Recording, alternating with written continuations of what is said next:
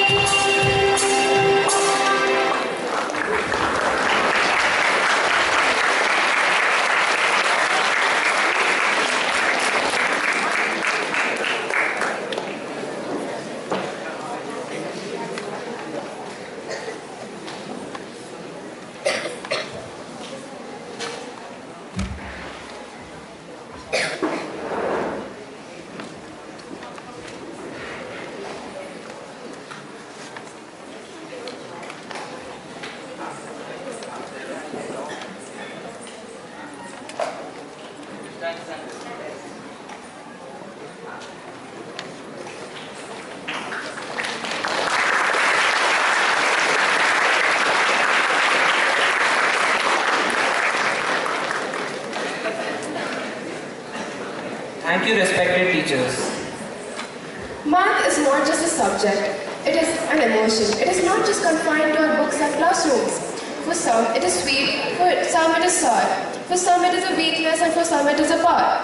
So, to honor this great subject, we celebrate National Mathematics Day every year on the 22nd of December. So, let's start this program with a graceful invocation dance by the students of class 60.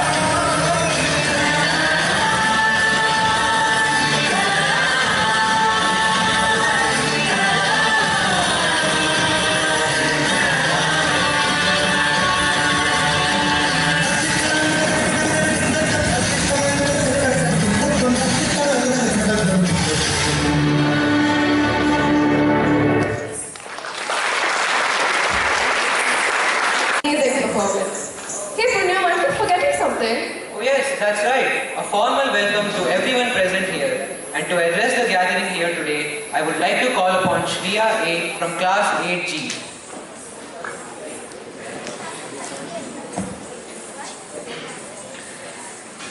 Life is a maths equation. In order to gain the most, you have to know how to convert the negatives into positives. Namaste and Jai Shri Gurudev to one and all present here. Maths is all around us, in everything we do. It is the building block of everything in our daily lives. The discipline is inherently alluring and requires a beautiful mind to master it.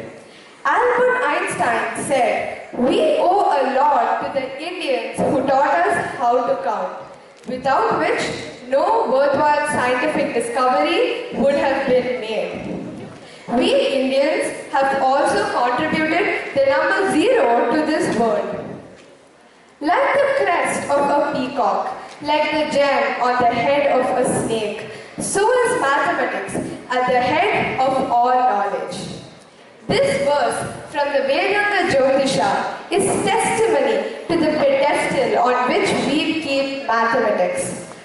Born in a country which has made innumerable contributions to the field of mathematics, I, Shreya A of class 8G, feel very proud and privileged to welcome all of you to the National Mathematics Day celebration to commemorate the 135th birth anniversary of Dr. Srinivasa Ramanujan and to witness the finale of Maths Quest 2022-23. So, with the divine blessings of His Holiness, Vaidyavaikya Jagat Guru, Padma Bhushana Shri Shri Shri Dr. Balagangadharanatha Mahaswamiji, Shri Shri Shri Dr. Nirmalanandanatha Mahaswamiji, President of Shri Adi Chunchanagiri Shikshana Trust, Revered Shri Shri Dr. Prakashnath Swamiji, Managing Director of Bgsnps SJB Group of Institutions, I would first like to welcome our Honorable Academic Director, Shri Ayappan Nair Sir, our respected Principal Ma'am, Srimati Shrikala Ji Kumar Ma'am, our ever-supporting Vice Principal, Srimati Savita Suvarna Ma'am, and our beloved Headmistress, Srimati Pushpa Hegde Ma'am. With the NEP emphasizing on enhancing the mathematical aptitude and discipline of the students, our ever-supportive teachers throughout the course of Maths Quest have encouraged us not just to solve problems, but to find multiple ways of doing the same, thus improving our critical thinking skills. A warm welcome to all my dedicated teachers as we reach its culmination. It gives me immense pleasure to welcome our Bgsnps alumni, our very own seniors, who are here with us today to conduct the final round of the quiz competition. They were our school toppers and are now studying in various pioneer institutions across India, like IITs and IISER. We are all very happy to have you here with us today. You are all a great inspiration to us.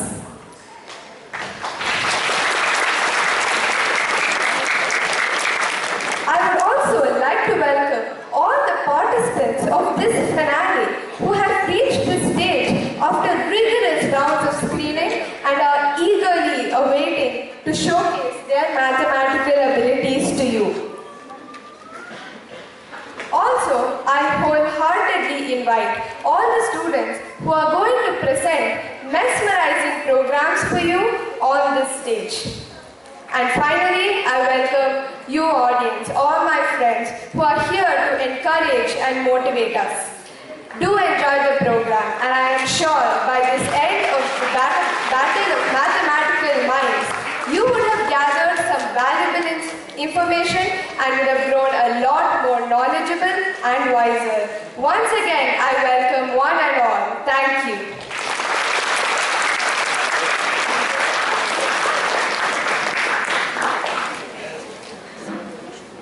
Thank you, Shreya. Hey Shreya, do you know why we celebrate this day? Well, yes, I do. It is to honor and commemorate the birth of the great mathematician Srinivasa Ramanujan. Ramanujan. I've heard that name somewhere. Don't worry, to tell you more about this and to tell you more about the significance of today, I call upon my friend Shubhashish Chandan from class 8E.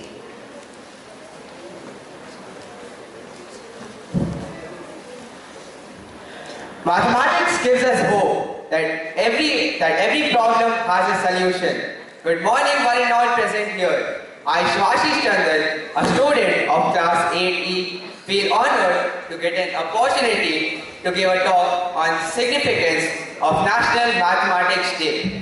December 22nd was considered as the National Mathematics Day by the Government of India in 2012. The celebrations aim at spreading awareness about the importance of mathematics and the contributions made by the great Indian mathematician Srinivasa Ramanujan in the field of maths.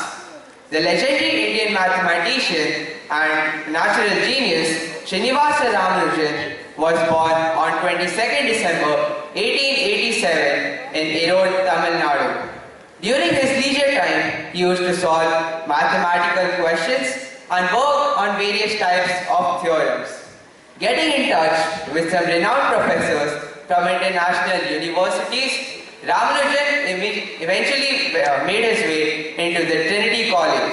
In 1916, he was awarded the Bachelor of Arts degree by the Cambridge University.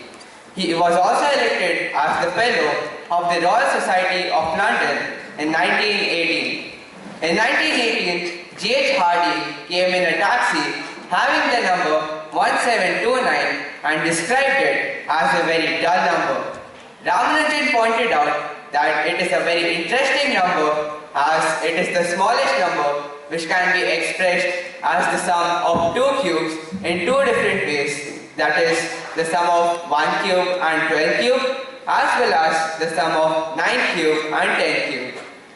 Since then, the number 1729 is called the Hardy-Ramanujan number. Ramanujan was also famous for discovering the Ramanujan summation, which says that if you add all the natural numbers, that is 1, 2, 3, 4 and so on, all the way to infinity, you will find that it is equal to minus 1 by 12. Isn't that talking, guys? Ramanujan also invented a special kind of magic square. It is a 4 by 4 grid in which the sum of all the rows, columns, diagonals, corners and center square add up to 139.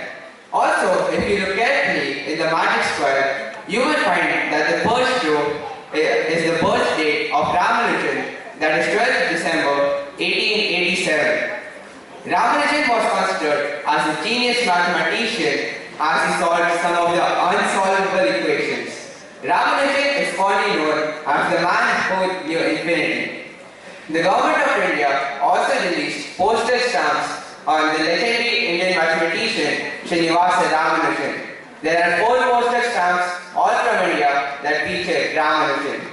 Ramanujan's contribution to mathematics are beyond words. He independently compiled nearly 4,000 results and formulae.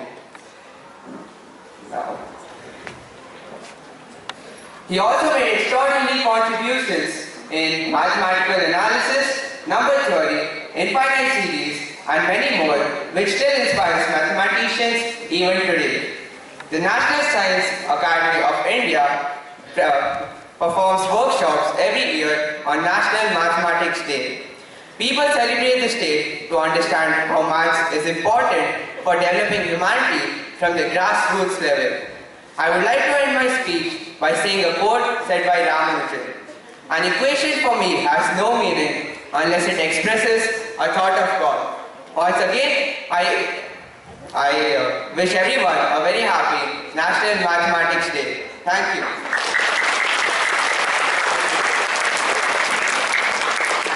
Thank you, Shubhashish. So next we have a... What? Math and fashion? Yes, don't you believe me? Here are the students of class 8 with their stunning math fiesta. I request Raghav to take over.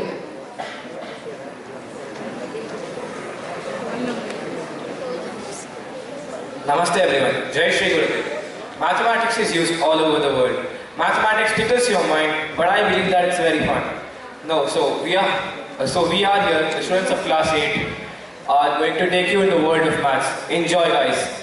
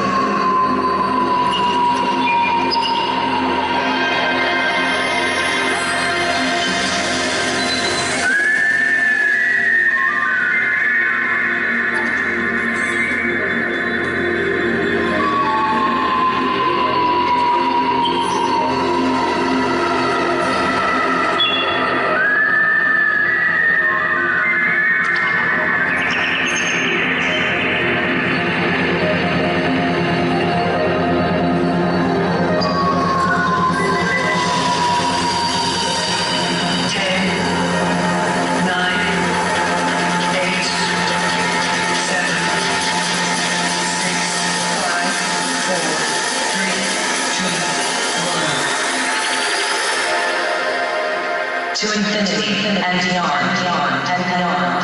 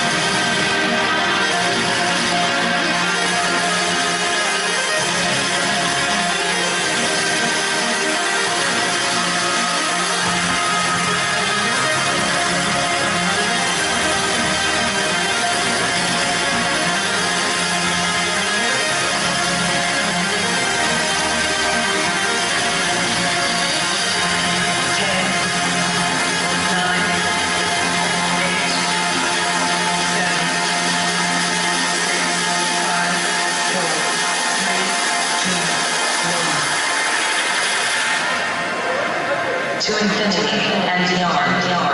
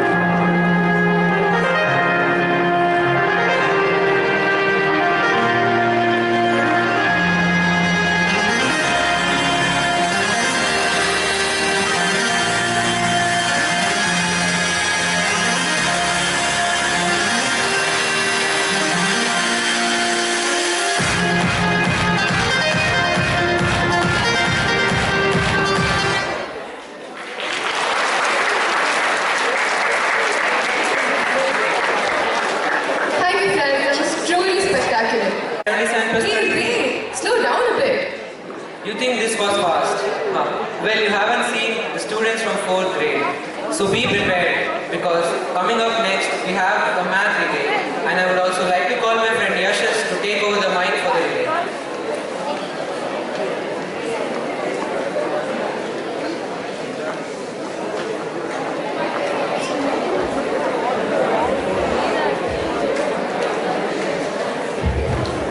Jai Shri Gurudev. Namaste. I'm Yashas of class 11A, and I'm here as your communicator for the day. So, I'm sure you're all eager to know what's happening in the ground. Well, the answer is a maths relay. Now, another question must have popped into your minds. What's a maths relay? Well, I'm about to tell you. So, we have 4 teams of the smartest 4th graders from our school, divided 3 in each group. And there are 2 chairs placed on opposite sides of the ground. Each team will have to solve 3 questions, one by one. And after getting the answer, we'll be able to move forward and go to the next question. The winner will be decided when the 3rd person from each team has finished the game. So, I'm sure you all want to go and see the maths relay? Well, we'll do one thing better. We have found a way to bring the excitement to you without you having to move a single inch. It's on your screens right now.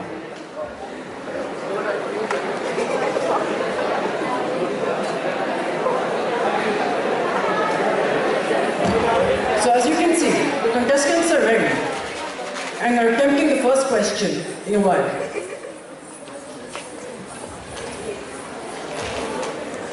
So now we have 4 teams. The blue team, which consists of Dia from 4E, Siona from 4F, and Sarga from 4E.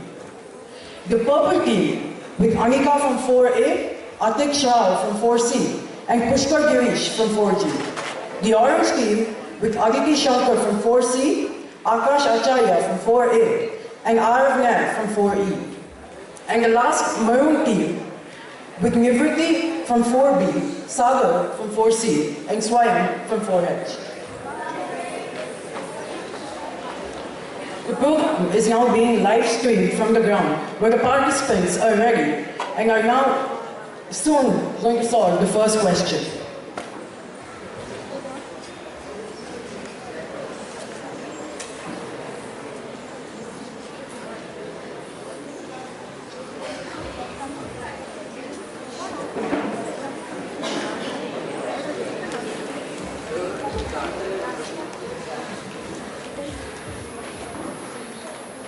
So the first person from the maroon team is Nivriti from 4B, standing in the front.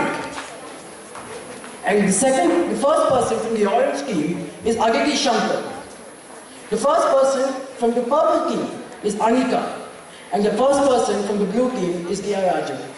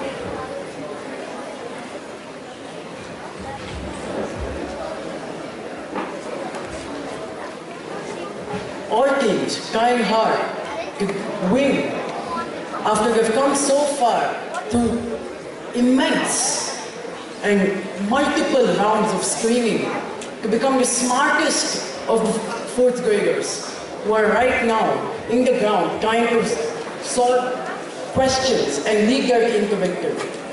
The blue team, Siona, has finished the second question and is running across the ground to give it to her teammate, who will use the solution and now solve the next question.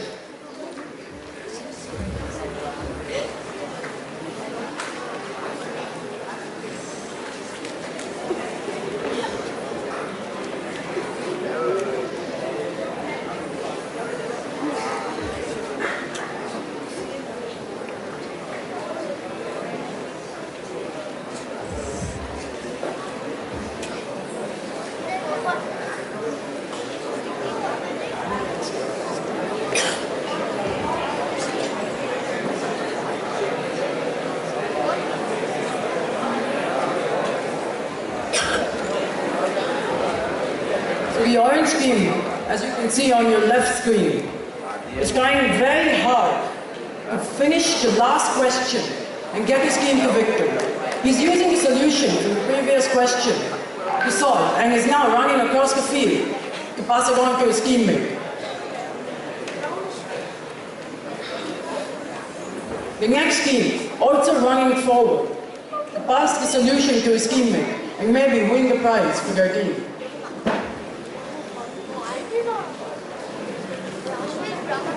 As you can see on the right, the purple team has won. The purple team has won. The purple team consists of Anika, Atish and Pushkar Girish from 4A, 4C and 4G.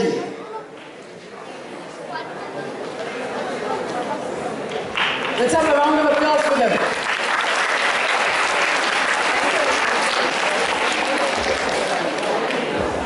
After multiple rounds of screening, they have proved to be the geniuses that they have shown us to be. Please, another round of applause for them.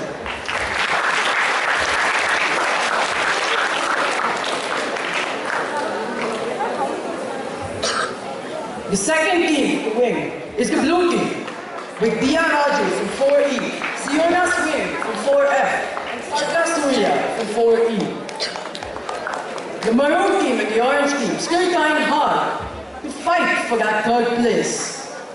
Solving the last question quicker than their opponent will give them a lead and will be able to get the third place for themselves.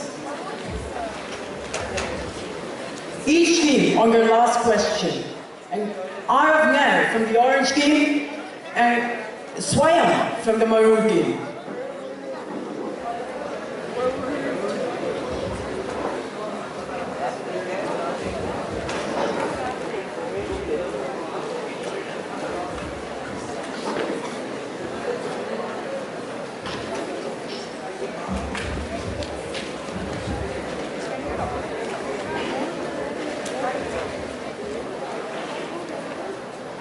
Both the teams trying to get ahead of their competitor and finish it to score that third place and prove that they are smart.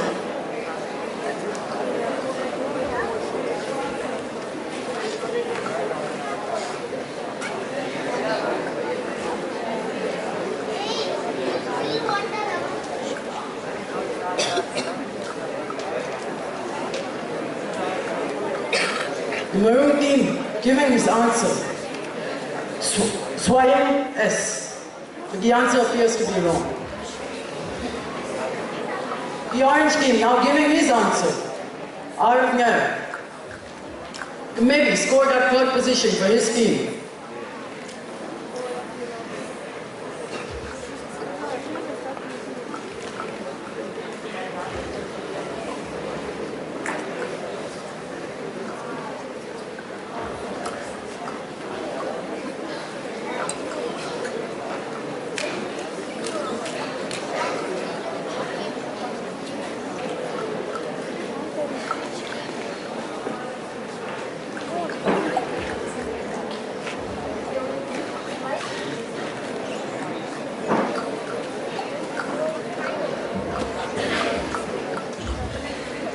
It looks like the orange team has come third.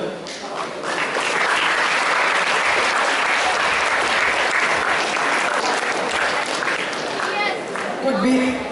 We're verifying the answer now.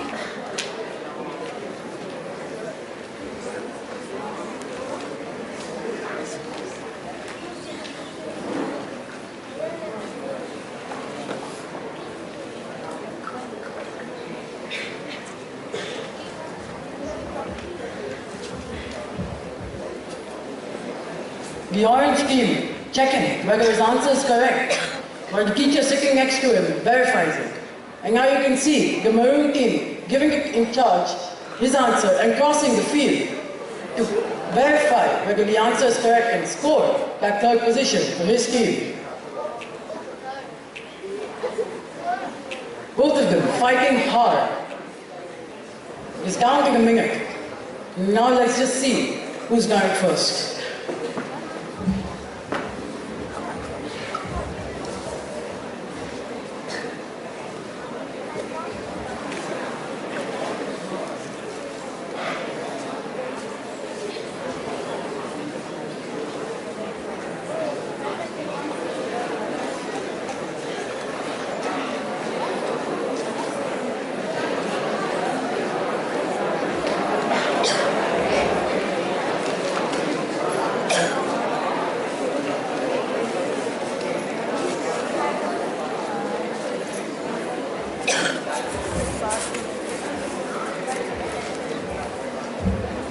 Since the first 3 positions have been occupied, the event will now end with the first place as the purple team, the second place as the blue team, and the third place as the maroon team. Thank you.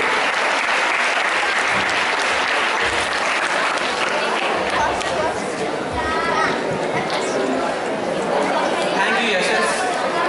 Now I request the finalists of class 1, 2, 3 and 5 to come forward, and I request Adi Sri ma'am to take over. Thank you, Yashas, for such wonderful commentary. And can we have a big round of applause for Yashas from 11A?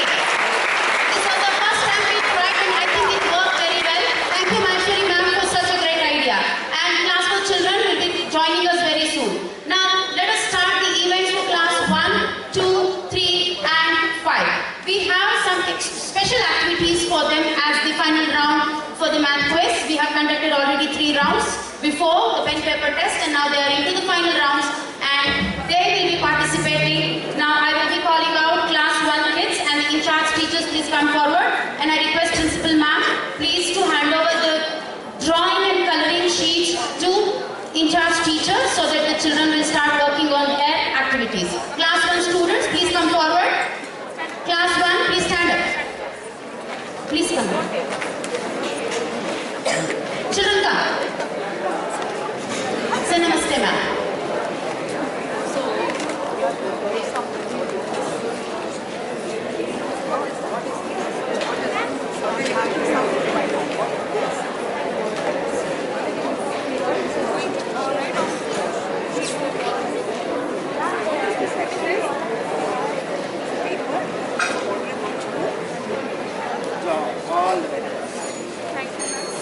Audience,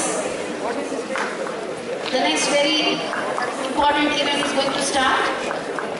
Okay, once we'll finish 1, 2, 3 and 5. Yes, Charul ma'am, you can take them.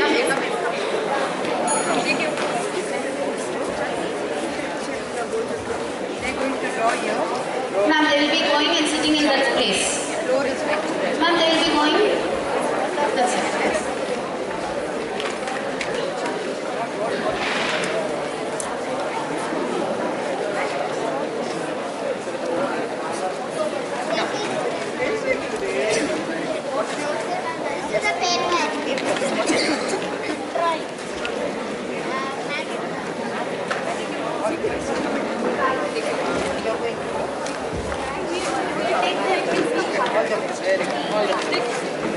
Now class 2 students, please stand up. The names are Unnat, Pranik, Akhilanda, Pranav, Purvi and Riyansh. Please come forward. They have the activity that is 3D model geometrical shapes. They will be making 3D model using geometrical shapes. Now class 3 students, the in-charge teachers, please lead them. Kushal, Purvi, Lakshitra, Vedant, Apurva, Amrita. They will be doing paper origami. Now class 5 students, please come forward. And we have Sudoku for class 5 students. And the students are Aditya, Anish, Sabri, Anishka, Satvik, Ananya. So we have the sheets of papers which... Where are the sheets? Yes, ma'am. We will be handing over papers to the student individually over there to the venue. Thank you, ma'am. Thank you, ma'am. Now we are beginning the most awaited activity of math quiz. As you know, we have the students from 6 to 8 as the junior math quiz participants, and we have senior math quiz also. So senior math will be for 9th and 11th standard students. So let's begin the event. Senior math quiz. And do you know who are they quiz masters for this event? Any guesses?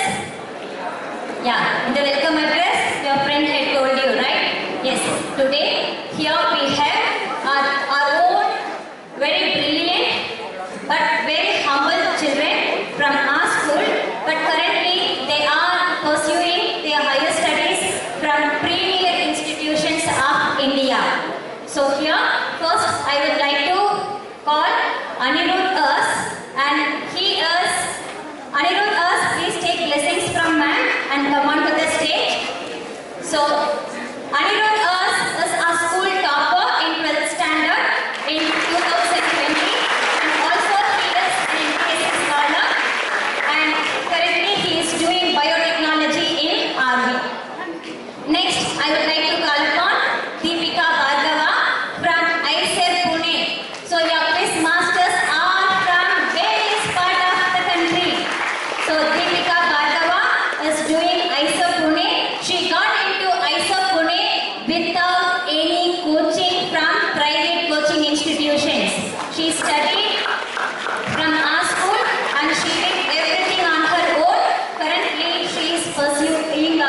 Again, I said Pune.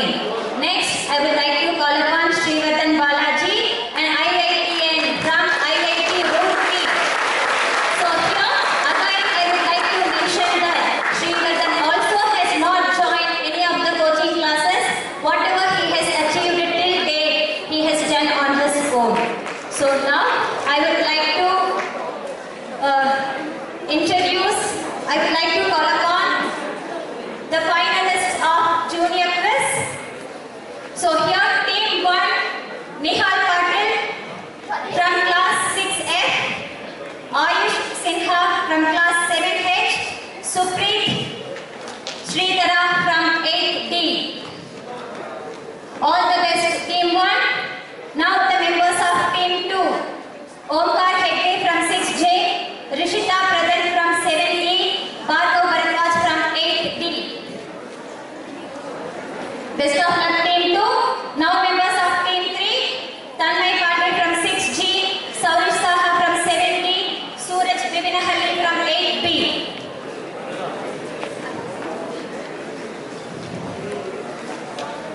Good luck children. Now the members of team 4, Srinay Modak from 6F, Riddhi Arava from 7H and Shivashish Chandan from 8D.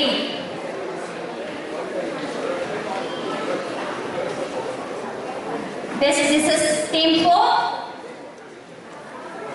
So here we have 4 teams with 4 rounds. At the beginning of each round, rules will be given to you. Are you all ready, children? Shall we begin? Are you all ready? Shall we begin without any further delay? Yes. Thank you all. Yes. Now, with best results, we begin with round 1. So the questions from round 1 are based on arithmetic concept. So at the beginning of each round, we'll be having rules. Please listen to the rules carefully. So here, shall I start reading? Are you all ready? Each team will be given 1 question and will get 2 minutes to answer the question. After the question is being read, they will be given only 1 chance to answer, plus 10 for correct answer and 0 for incorrect or past questions. During those 2 minutes, if any other team knows the answer, they can press the buzzer and show the answer to the quiz master. If they reveal the answer by shouting, the team will be eliminated immediately. For questions answered through buzzer, plus 10 for correct answer, minus 5 for incorrect answer. In case no team is able to answer, it will be passed on to the audience. So here, first question goes to team 1. Are you ready, team 1? Yes.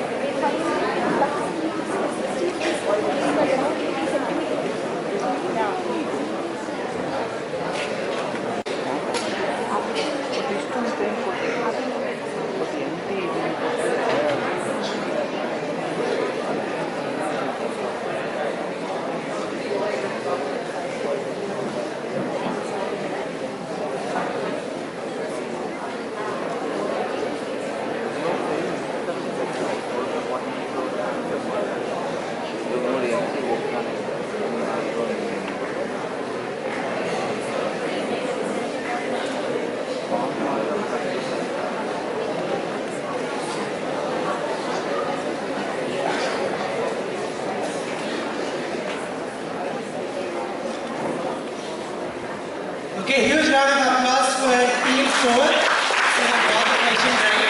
And it is not. Okay, so Team 4 plus 10. And Team 1, if it's their question, did you get the answer? Okay, explain that. Mask ತೆಗೆಯಲ್ಲ.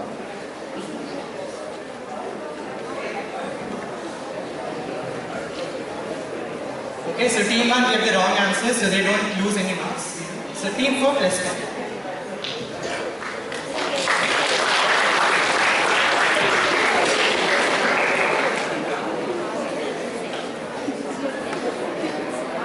Okay, so let's go to the next question. Question number 2 is for Team 2.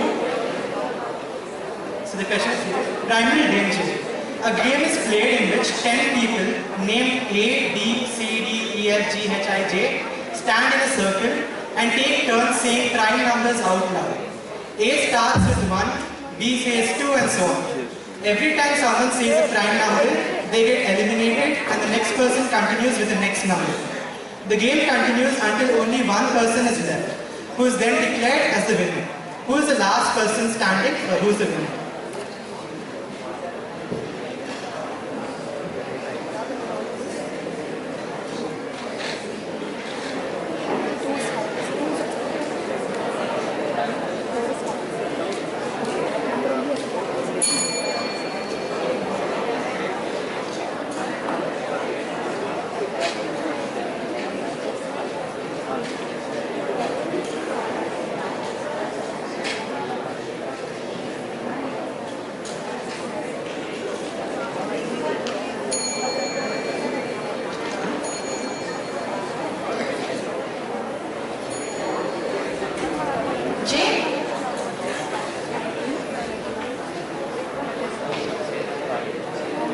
Correct? So Team 2 gets plus 10 and Team 1 gets minus 5.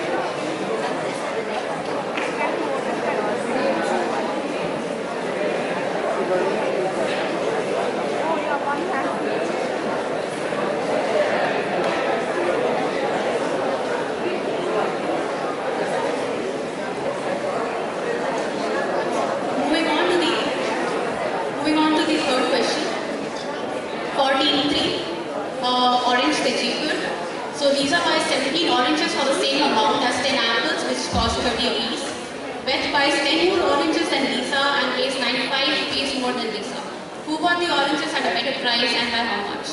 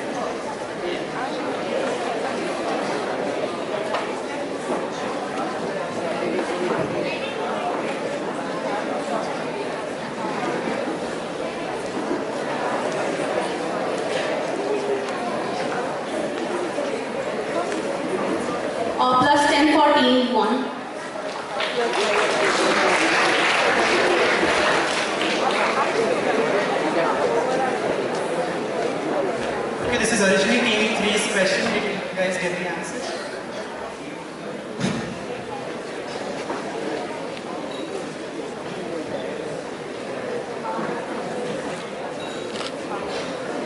Okay, so this was team 3's question and they didn't get the answers, so 0 for team 3. Moving on to the last question for team 4. CGPA trouble. In a university grading system, a score is associated with each grade such that A plus gives 10, A gives 9, B gives 8, C gives 7, D gives 6, F gives 5 points. In order to qualify for a scholarship, the student needs to have an average score of 8 in his 6 courses. He has 2 A plus grades. If he gets the same grade in the remaining 4 courses, find the lowest such grade required in order to still qualify for the scholarship.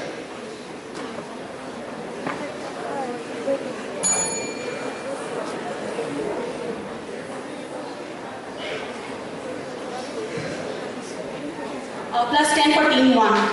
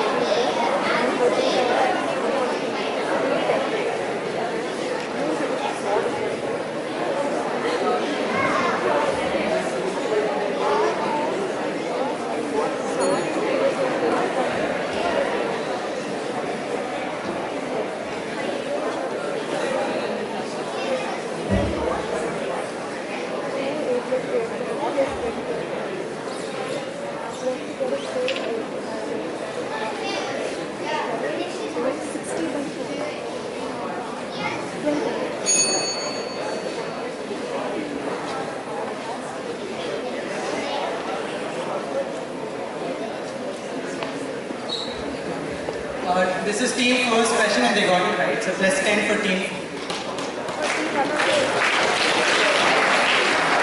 Moving on to the next round, which is the menace of incomplete data and symmetry lines.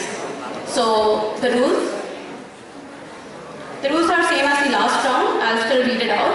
Each team will get one question for which they will get 2 minutes to answer. The question after the question has been read. They will be given only one chance to answer, plus 10 for correct answer, 0 for incorrect answer. During those 2 minutes, if any other team knows the answer, they can press the buzzer and show the answer to the quiz master. If they shout and reveal the answer, the team will immediately be disqualified. For questions answered through the buzzer, plus 10 for correct answer, minus 5 for incorrect answer. In case no team is able to answer, it will be passed to the audience. So the first question for team 1. COVID tantrums. The data from 5 major states of India, Uttar Pradesh, Maharashtra, Kerala, Karnataka and Tamil Nadu is given in the pie chart. The total cases recorded were 10,000. If Maharashtra recorded half of the cases as Karnataka did, how many cases did Karnataka record? This is for team 1.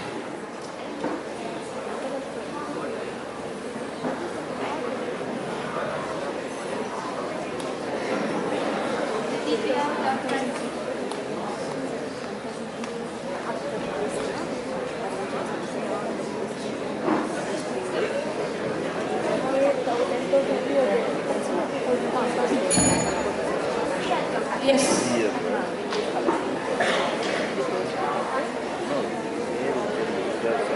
0 for team 1. You are just given one chance to answer.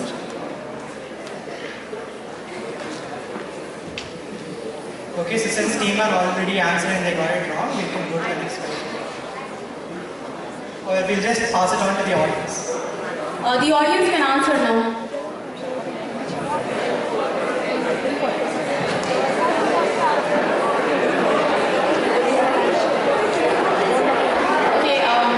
Next person. Don't answer. 1,300.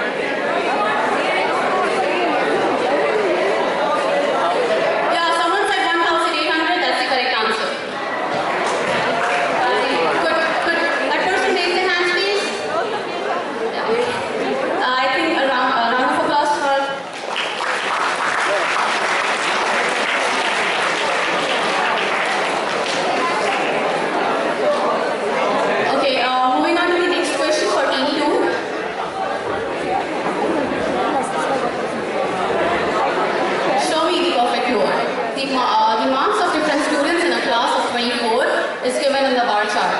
The number of people who got 30 marks solves the equation whose sum of roots is the second multiple of the smallest possible perfect number and product of the roots is 20. Find the mode of the data. A perfect number is defined as a number which is equal to the sum of its divisors, including 1, excluding the number itself. This is for team 2.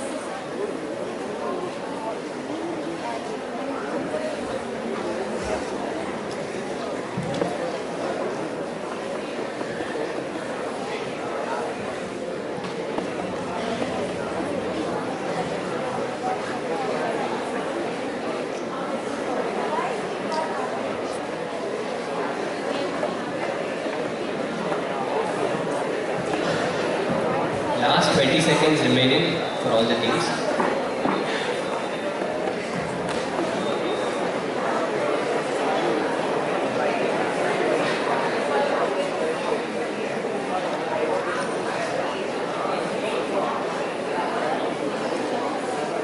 And your time is up. So now this question also passes to the audience. Okay, so looks. The answer is wrong, team 2, so they get 0 marks. Anyone in the audience would like to try? Yes, the one in the second. Yes, the answer is correct. Yeah, could you please raise your hand and stand up for a second? Can you have a huge round of applause for him?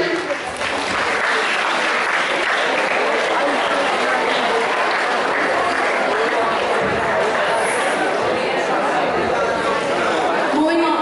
Answer is 9. I heard someone ask that. So, for moving on to the next question for team 3. Tic-tac-toe. Suppose 2 people are playing tic-tac-toe. One complete round is over, that is between 2 players, and the board looks as shown. How many ways can the next round be played how many ways can the next round be played in so that the board has at least one line of symmetry, either horizontal, vertical or diagonal, after the 2 rounds are over?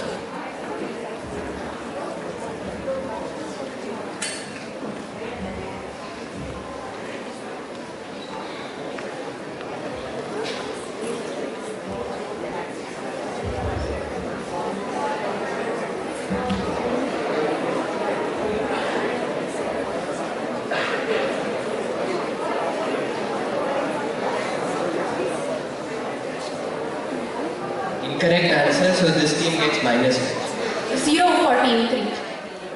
That's your question, right? Answer 0. For team 3, 0. Okay, since the team got it wrong, the question will be passed on to the audience. Yeah. No, that's wrong. That is also wrong. 6. The one who wants to answer will stand up. That's wrong. 6.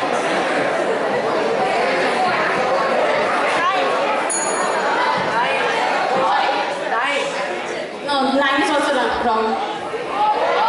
Yeah, 4 is the correct answer.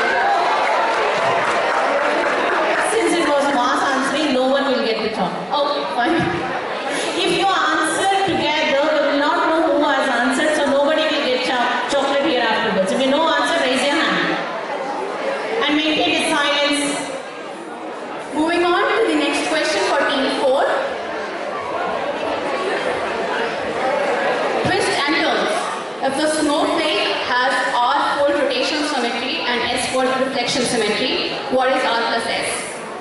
For a reference, rotation symmetry is defined when a figure is rotated on a center point, while reflection symmetry is when they are reflected about some axis. In both cases, the shape of the figure is preserved.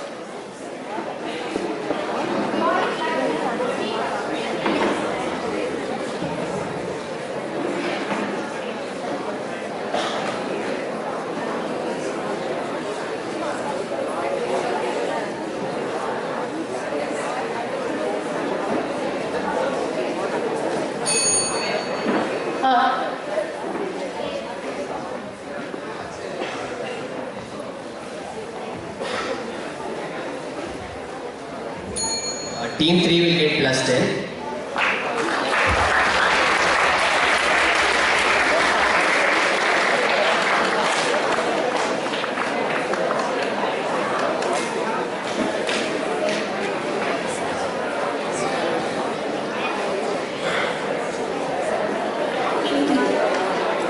Plus 10 for team 3.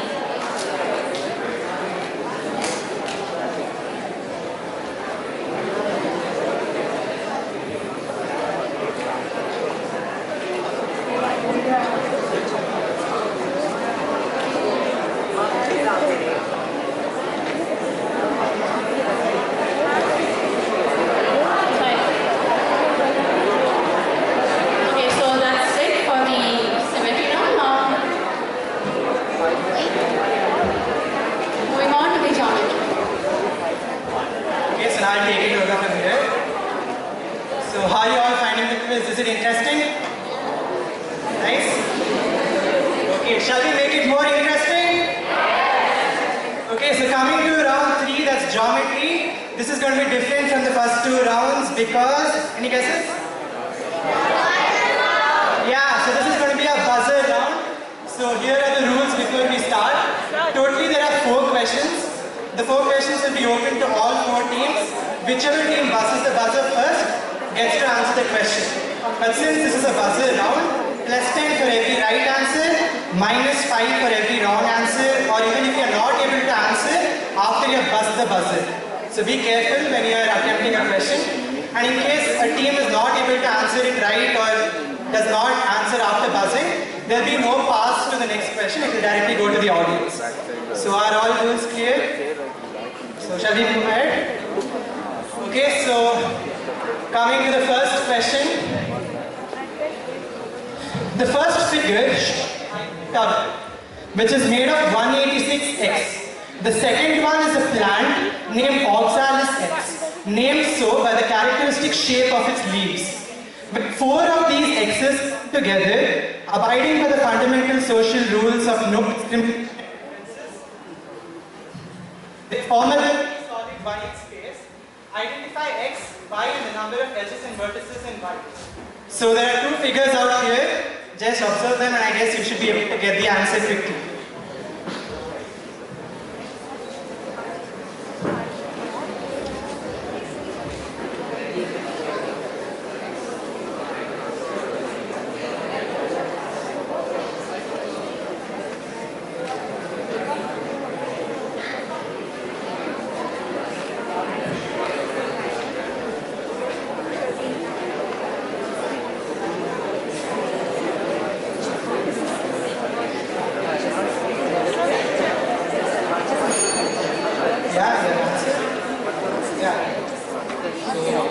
The X is triangle and the Y is a pyramid, triangular pyramid.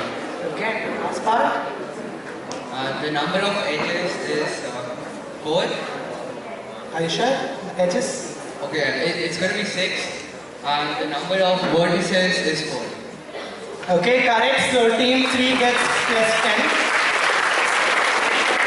Can you please go back to the previous slide? So basically, the Eiffel Tower is made of 186 triangles. So if you observe around all your towers, bridges, usually you see triangles in the trusses, right? Because triangles are able to withstand more load compared to other shapes. And this is Oxalis triangularis. So you can see the leaves are almost shaped like triangles. So X is basically a triangle. Now you have 4 triangles forming a solid, so it's a triangular pyramid. And I just put that abiding by fundamental social rules of no discrimination and differences to indicate that they are equilateral triangles. So they form a tetrahedron. And the number of edges in a tetrahedron are 6 and the number of vertices are 4. Okay, so before we move to the next question, one quick question to the audience. It's not related to math, but related to whatever is there on the slide. So, does anybody know what's the inspiration from biology that's been taken to build the Eiffel Tower? Hint, it's like a part of our body. Raise your hands. Okay, what's the answer? Legs. You're almost close. Okay, what in legs? Whoever wants to answer, stand up and answer. I heard somebody. Ribcage? No. Somebody told the answer here. Huh? Thigh what? You're almost there. Right, so basically it's the thigh bone or the femur bone. That's the longest bone in our body, and that was the inspiration to build the Eiffel Tower, the way the bone fibers are arranged. Okay, so now let's move on to the next question. Question 2 is on your screen. Identify what these pictures lead to. It forms a very important starting point in geometry and serves as a basis for further developments and analysis. Also name the other terminology, which is a more general form of the above identified terminology, which is not just specific to geometry, but holds good in mathematics in general. Link all these 4 figures and you'll get the answer. Audience, can you please be quiet?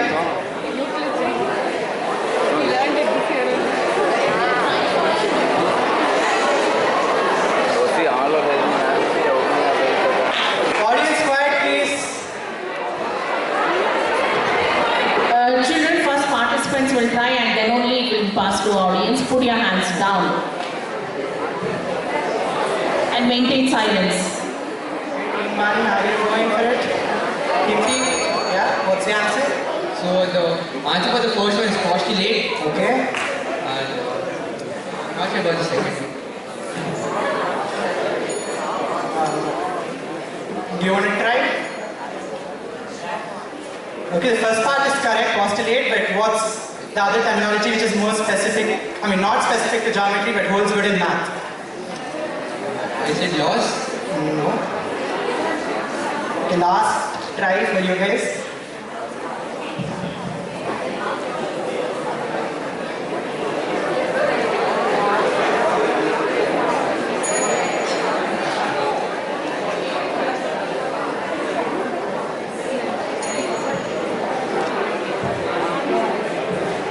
Theorems?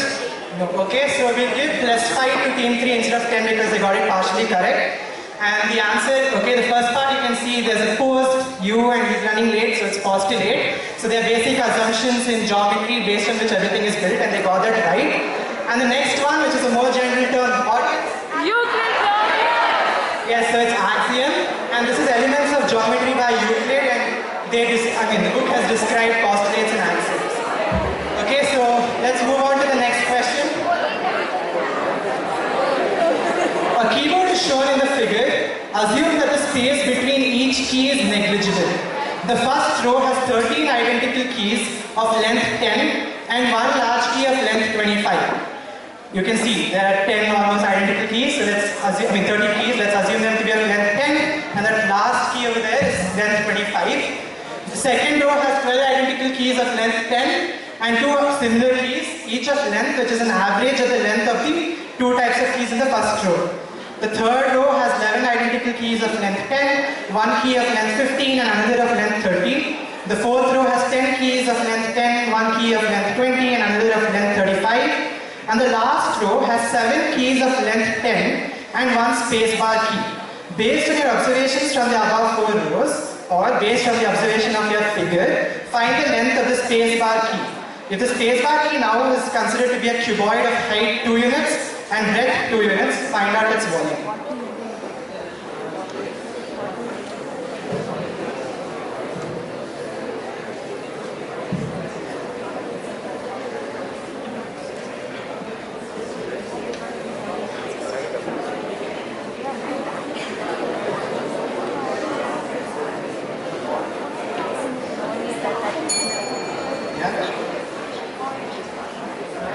240 cubic units. Use the 6 keys of length 10 in the 4th row that are adjacent to the space bar and got the length of 60 units. With their calculations? Okay, so they get -5, it's the wrong answer. If you should discuss the answer.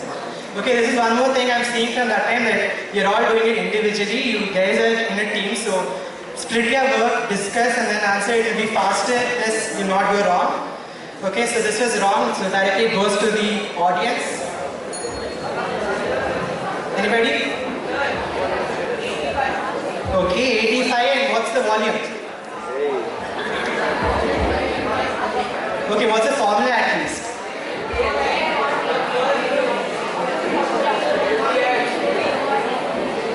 Okay, right, so the answer was 85 units for the spacebar key length, and the volume was basically 340. So questions may seem to be really long, but it was really simple. I told you can observe the figures. If you see properly, all the rows are of same length. So even when you calculate, you get the same thing, 13 keys of length 10, so 130, 1 of 25, so 155, the next one is again 155. So all of them come out to have a length of 155, and the last row has 7 keys of length 10, so 70. So now 155 minus 70 is 85, that's the length of your spacebar key. And you have length, breadth, height, so you know the formula for volume of a cuboid, length into breadth into height. Okay, so let's move on to the last question of this round. And here it is.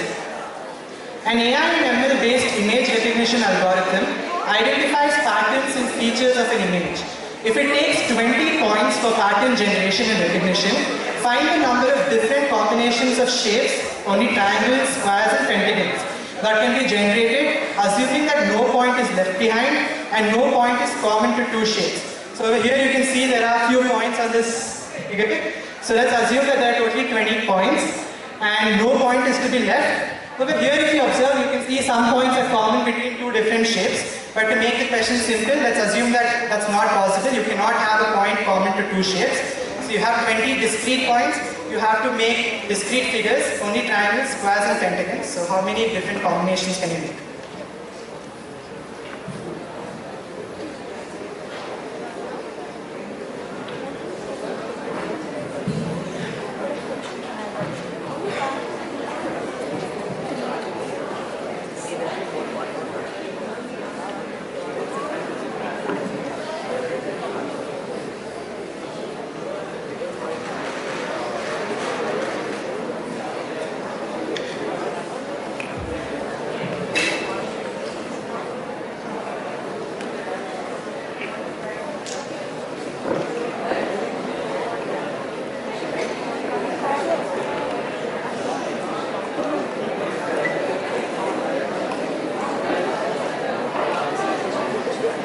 Don't see the words AI and then get frightened. Just look at 20 points are there. You have to form triangles, squares, pentagons. So what are the total number of different combinations you can get?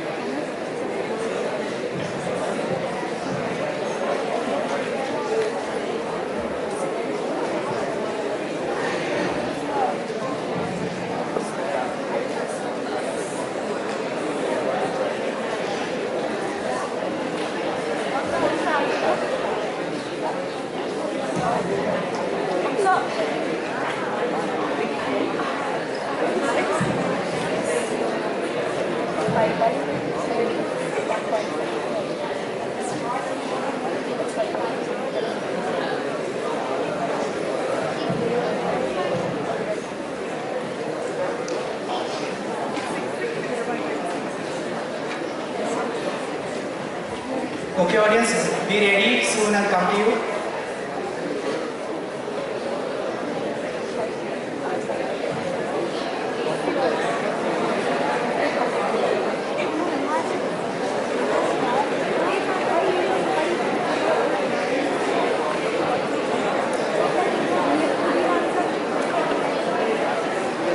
Okay, so is anybody there or shall I go to the audience?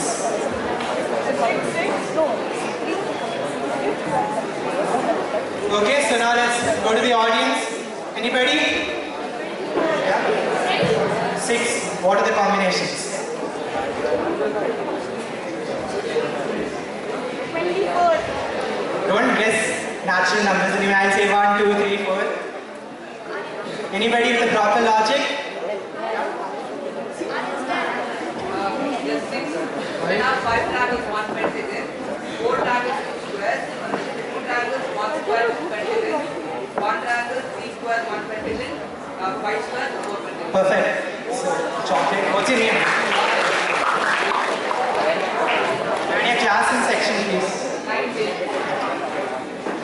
Okay, so this was the end of round 3, which is the buzzer round. Hope you all liked it. So now we'll move to the last round of juniors quiz. So before we move on to the 4th round, I request the scorekeepers to just discuss the scores of all the 4 teams.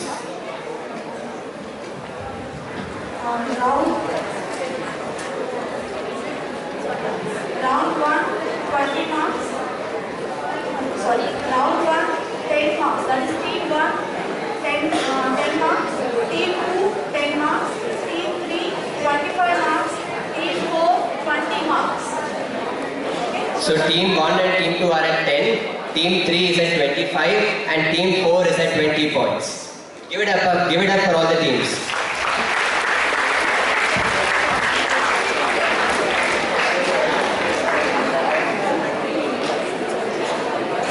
So I welcome you all to the last round, which is the rapid fire round.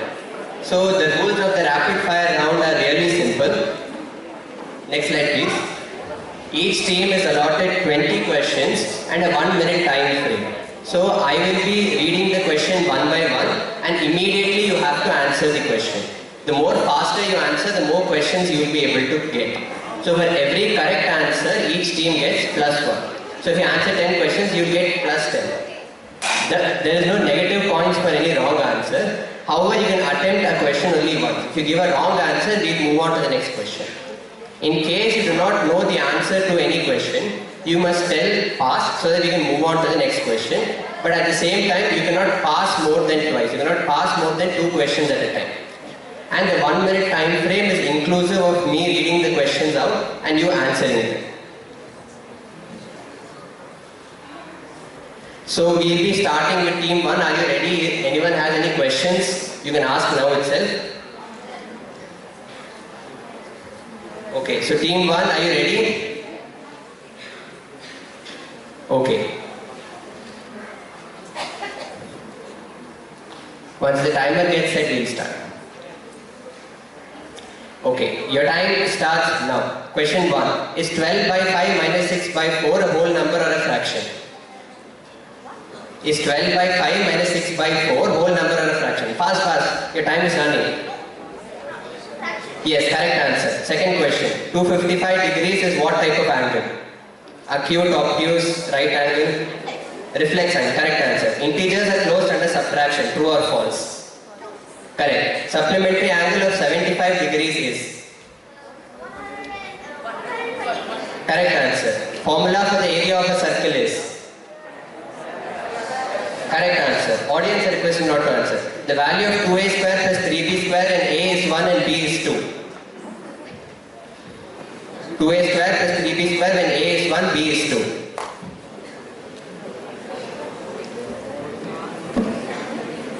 Wrong answer. The Indian mathematician who gave the right angle triangle theorem before Pythagoras is? Okay, so we're done with 1 minute. Yes. So team 1 has got a total of 6 answers correct. So they get +6 marks. Give it up for them.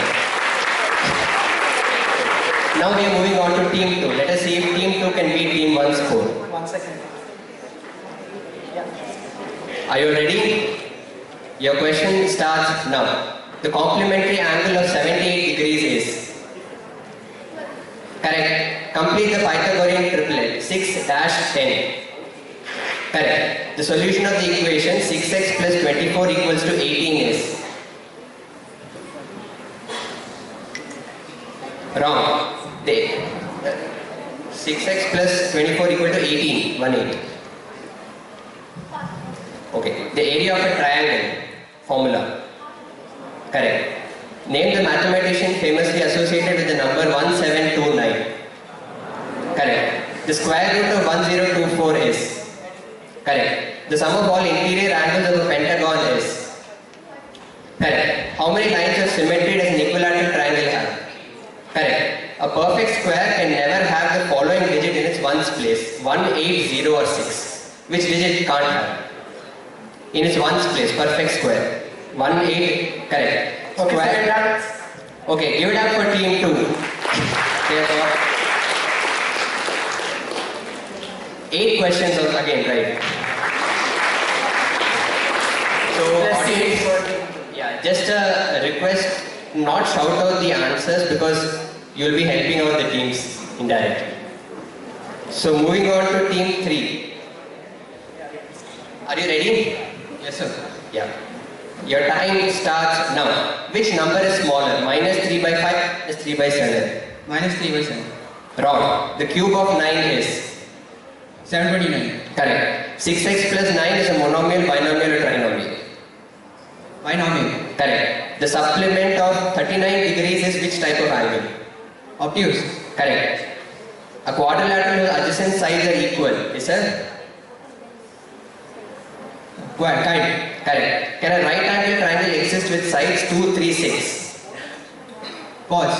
Correct. The sum of coefficients of x, y, z in 10x plus 15y plus 18z is? Pass. Name the mathematician who is known as the father of geometry. Euclid. Correct. There are how many number of perfect squares between 5 and 75? 6. Correct. On additive identity for rational numbers? 0. Correct. The smaller angle between north and southeast directions is? Okay, we are done with 1 minute. Perfect. No, the answer is wrong. And give it up for team 3. They have got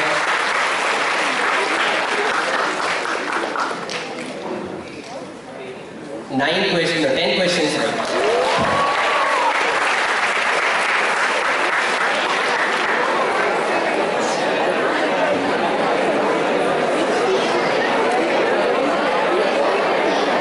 Okay, so moving on to team 4.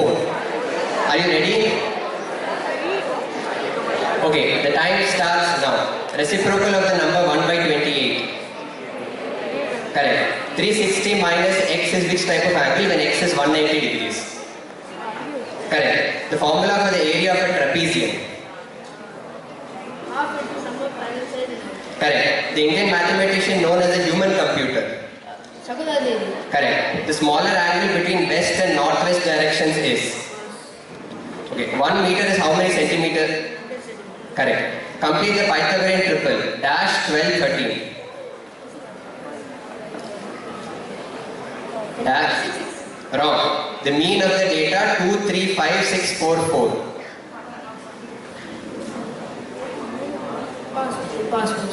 The third digit after decimal point in pi. After decimal point, third digit. Correct. The square of 500 will have how many zeros? 4. Correct. The volume of a rectangular box with length 2x, breadth 3y, height 4z. Okay, we are done. Okay, we are done. Yes. So team 4 gets 6 questions correct. So with that we are done with the rapid fire round. Now I give it to the quiz masters to declare the final score. Team 1, 16. Team 2, 18 points. Team 3, 35 points. Team 4, 26 points. A huge round of applause for Team 2. Team 3, I'm sorry. Alright, so as per the result, the winners are Team 3 and the students belong to Team 3 are Tanmay Pandey, Shaurish, Suraj. Children, can we have a big round of applause for them?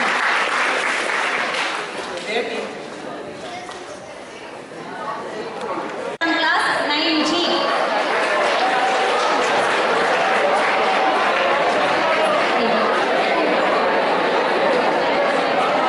Now members of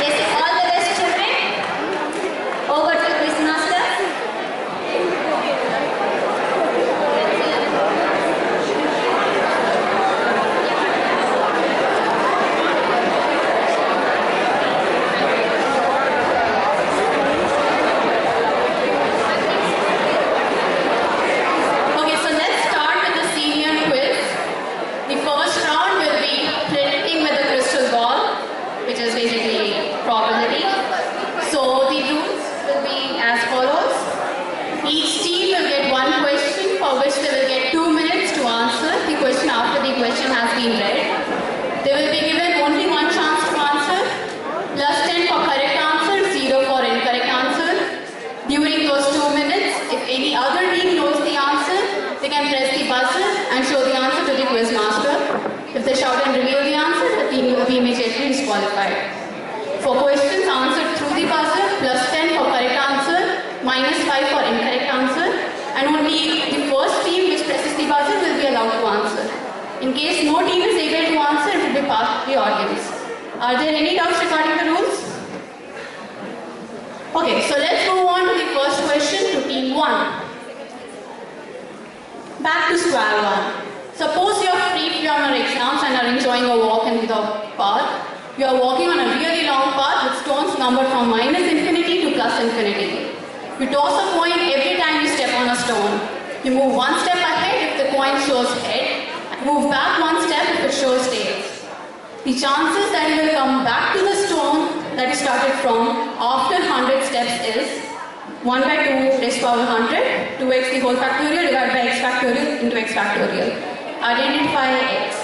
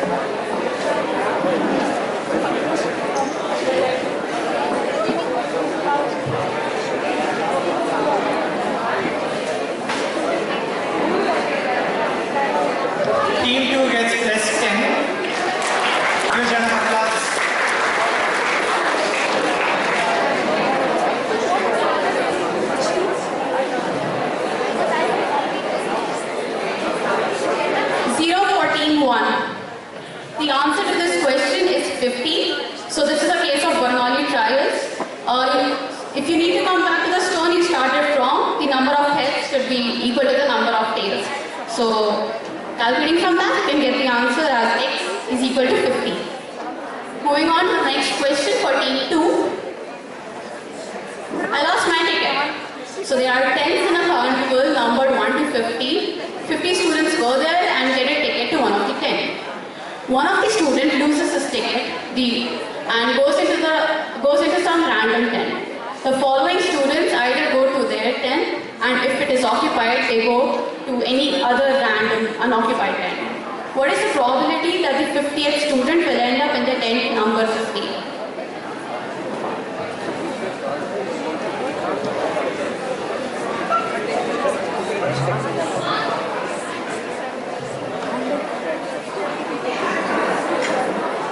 Audience silence, please.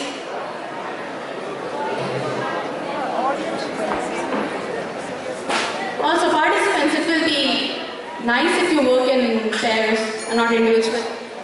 It will be better for you.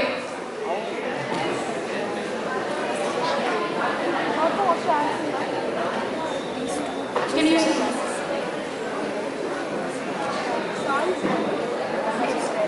0 marks for team 2. So, audience, anyone?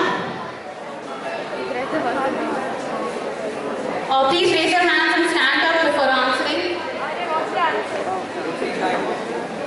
Anybody? Last call.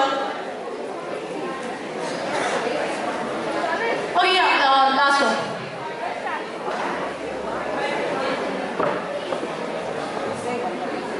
One by 50? That's wrong. That's wrong. 1 by 100 is also wrong.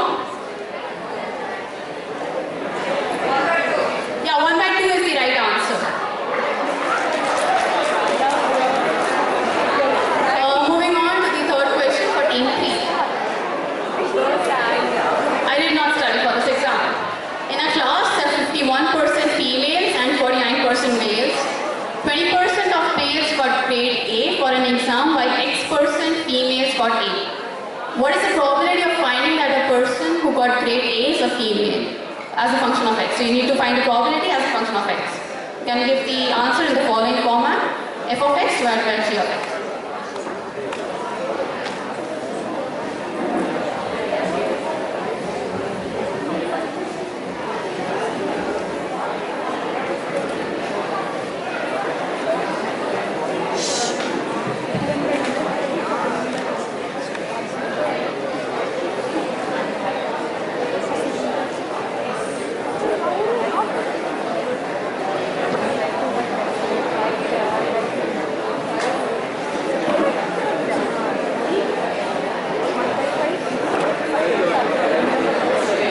Audience silence, please.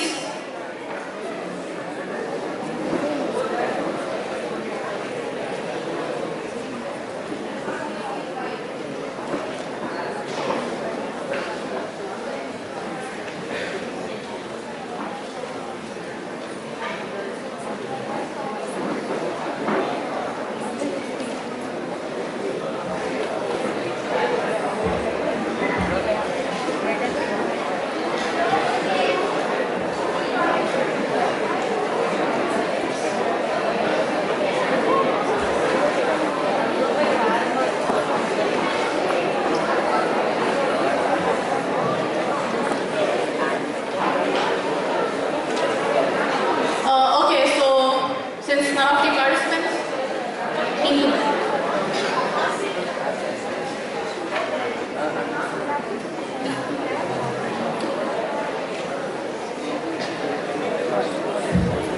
yeah, so we need to calculate the probability that the person is female given that that person has got a grade A.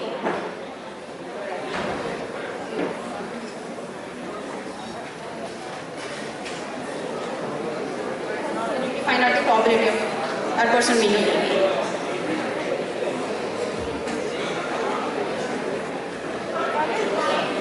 Last 20 seconds.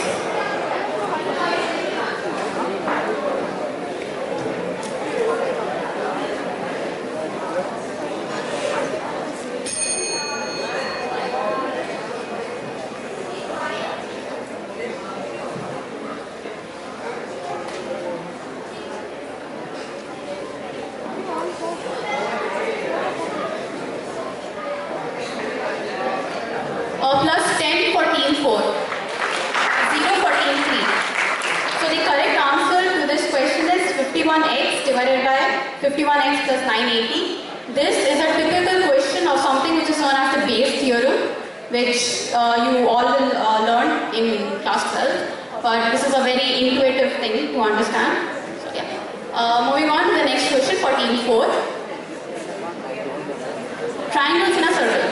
There are 1000 points evenly spaced on a circle. Person A chooses 3 random points. If the probability that these 3 points will form a right angle triangle is x by y in the most reduced form, what is x plus y?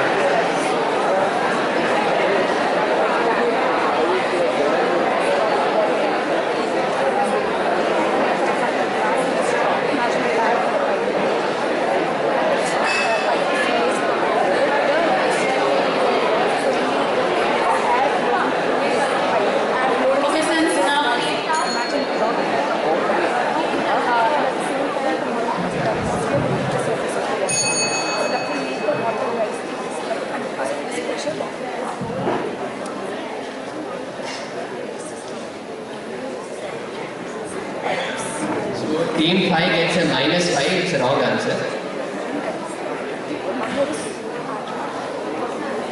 This is originally Team 4's question.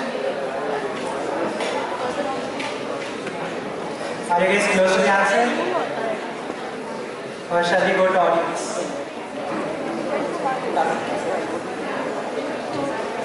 The buzzer round is over, so only Team 4 can answer now.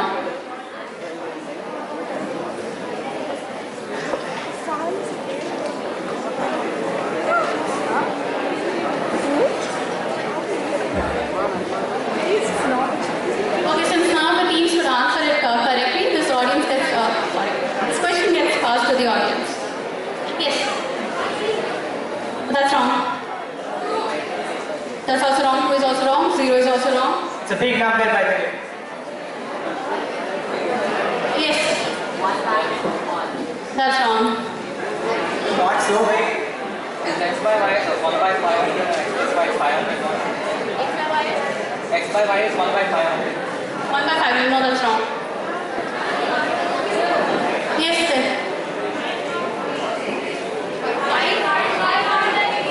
That's also wrong.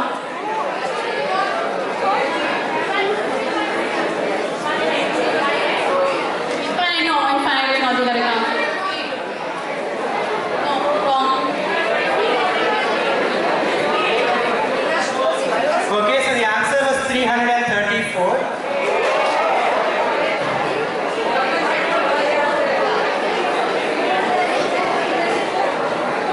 See, while answering, please raise your hands, otherwise it gets really chaotic and very hard to understand who's answering.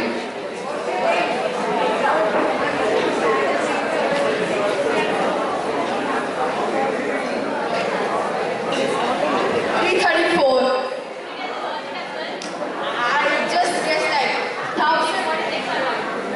No, I didn't know that. I just took like 1,000, 1,002 by 3, so I just guessed the number.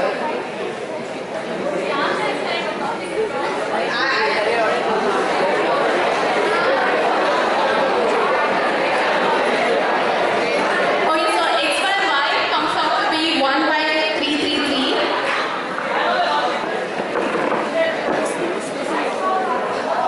Okay, if you guys are simply making it up, you have to give us one chocolate.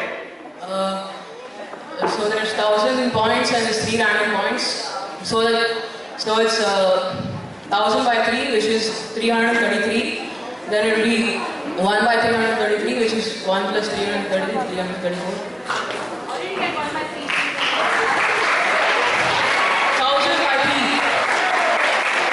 So because of random points, so that's 333.3. 1 plus 334. So there are 2 cases in this question. First one, you choose P.1 if the points are P1, P2, P3. One case will be that P2 is selected such that it's diametrically opposite to P1. So if you guys remember in 9th standard, we learned this property that the diameter subtends a right angle on the circumference. So that's the concept here. Okay, so moving on to the first question for team 5. Assignment anxiety. An assignment given to students contains 50 questions that students need to solve. While grading, the instructor randomly takes any X questions and grades them. Each correct answer awards the student with 10 marks, while incorrect and unanswered question reward 0 marks. If a student is able to solve 35 questions correctly, find the probability that he gets 300 marks as a function of X. So you can give the answer in the following format: A, B, C, D divided by X, C, Y. A, B, D, X, Y are whole numbers, while C corresponds to the combination.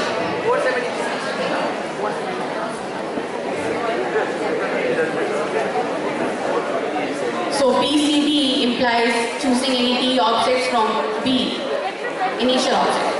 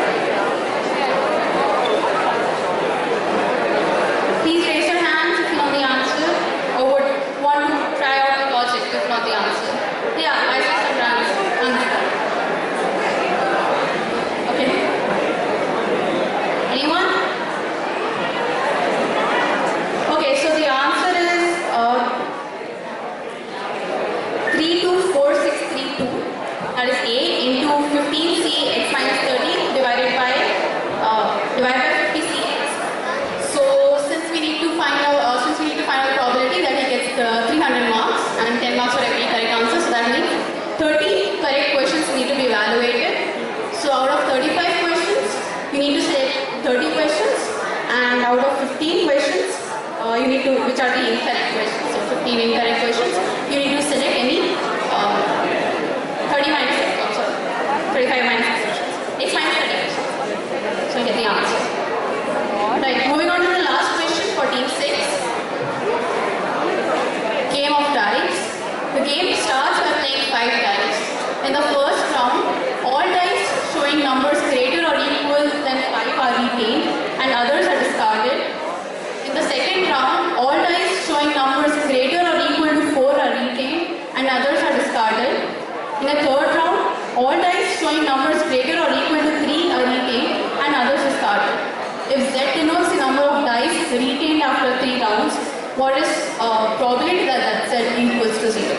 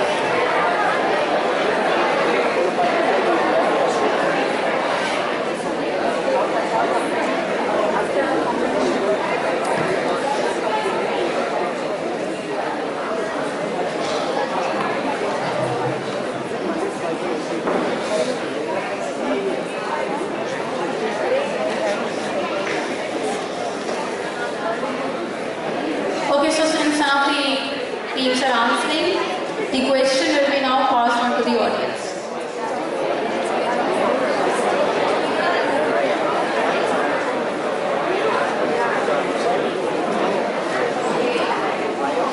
Okay, so with this, the first round is completed and now we move on to the second round. We'll take 1 minute break. So how many of you like math? How many of you like geometry? Okay, write a few numbers. So the coming round is based on geometry.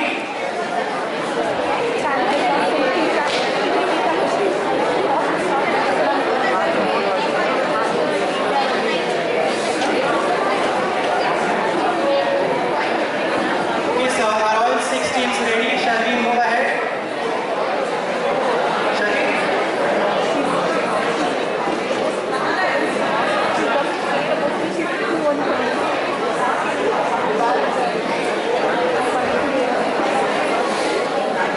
Okay, so fasten your seatbelts and get ready because again this is going to be a buzzer round.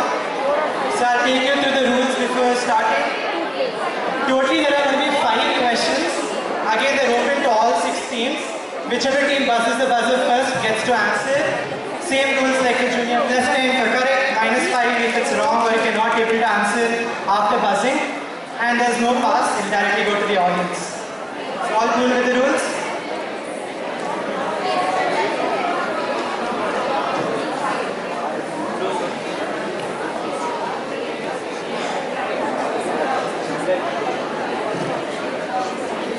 Okay, so the first question is on the screen. What geometric shape are they referring to?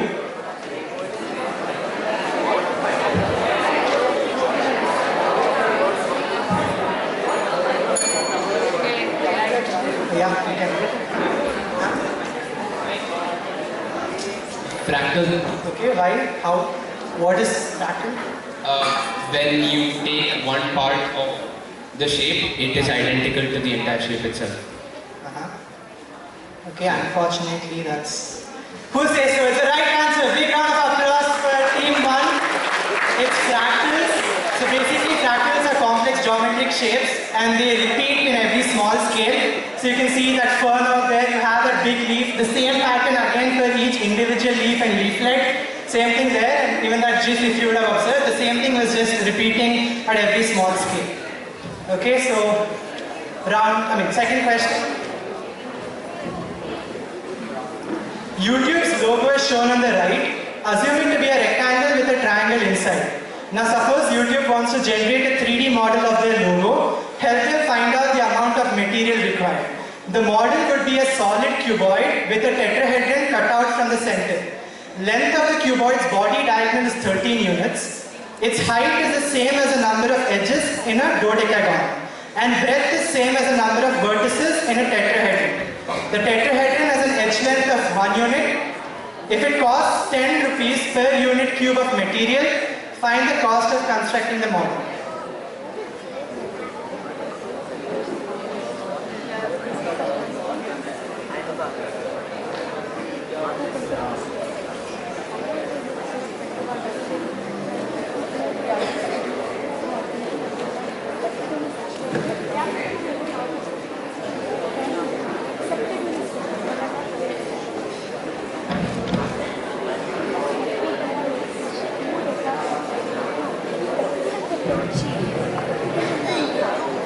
Okay, are you all aware of the formula for volume of a tetrahedron?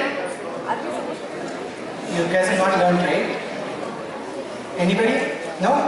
Okay, so I'll just give that as a clue. So volume of a tetrahedron is a cubed divided by 6 into root 2. A cubed divided by 6 root 2, where a is the edge.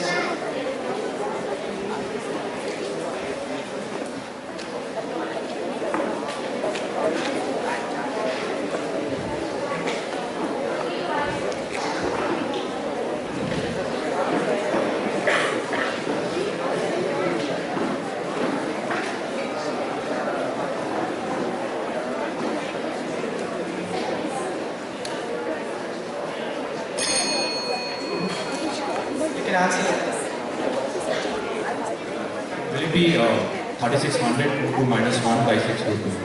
What's the cost? That's the cost, like after multiplying it.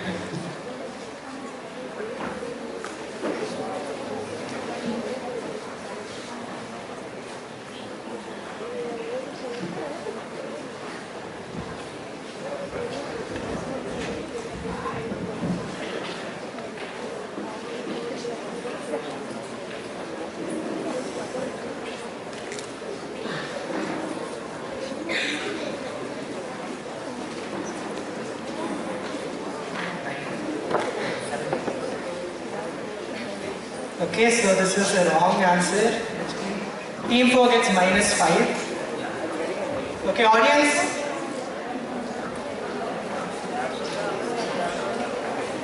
You cannot ask for the answer because you need a pen and paper, I'm sure. So basically you have length of the body diagonal, that's square root of L square plus B square plus H square given as 13. Height is equal to number of edges in dodecagon, that's 12. And the breadth is same as vertices in a tetrahedron, that's 4. So when you just substitute in the formula, you get the length to be 3 units. And now it's directly formula for cuboid length into breadth into height, minus I gave you the volume formula for tetrahedron. That would give you the amount of material and you just multiply by 10 to get the total. 1,430. I would have left it in fractions, so 10 into 144 minus 1 by 6.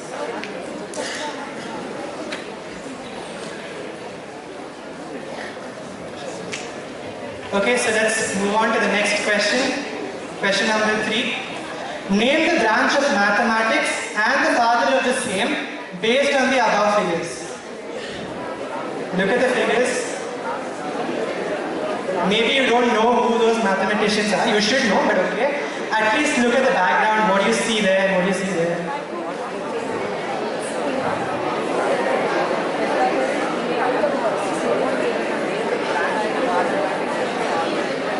So both those figures on either side refers to some branch of mathematics, and they are correspondingly the fathers of those branches. And there's something in the middle. So name some other branch of mathematics that you can get to know from all these three figures.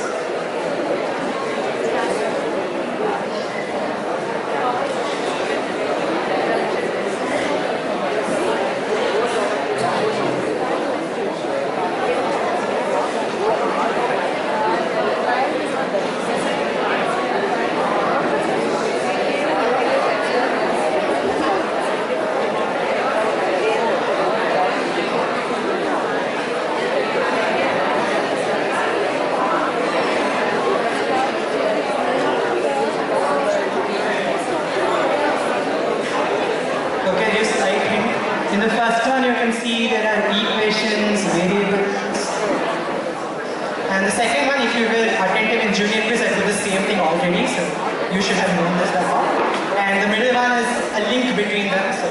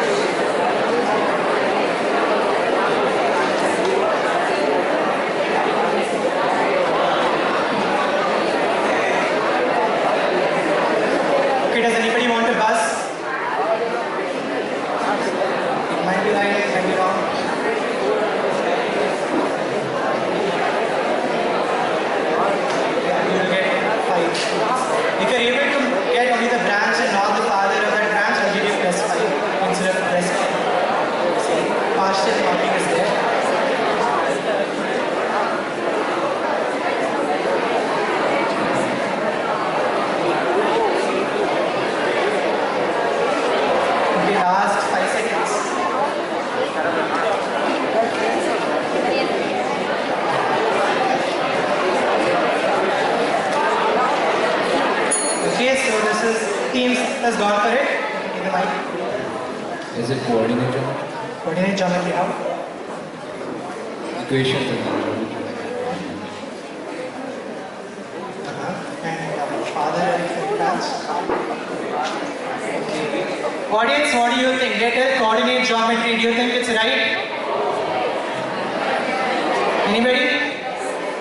Okay, so yes, it is coordinate geometry. This is basically algebra. I told equations and variables, and that's Muhammad Khwarizmi, the father of algebra, and that is Euclid, the father of geometry. And a link between these two branches, algebra and geometry, is coordinate geometry, and the father of coordinate geometry is Reem Descartes. So plus 5 to team 6 because they got it partially correct. Okay, so now let's go to the next question. Question number 4. FIFA. So how many of you saw the final match of FIFA? It was too exciting, right? Okay, so let's come back to the question. Let the radius of a football be the same as the number of letters in the name of the mathematician, which also fits in his or her most popular work, dash Nagel equation. It's the first name of that person. If two squares of the net are in contact with the ball per 10 square units of the ball, find the number of squares in contact with half of the football surface. Round off the final answer to an integer. If you get the radius, then it's direct formula substitution.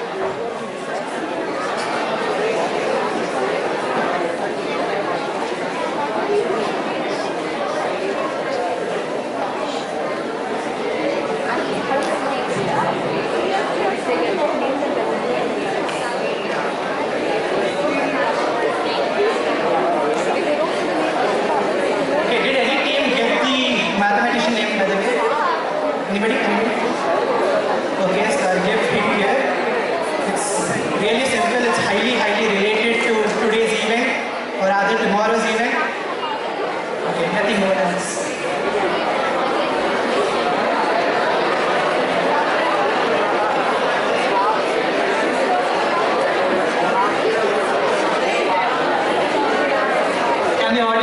be quiet.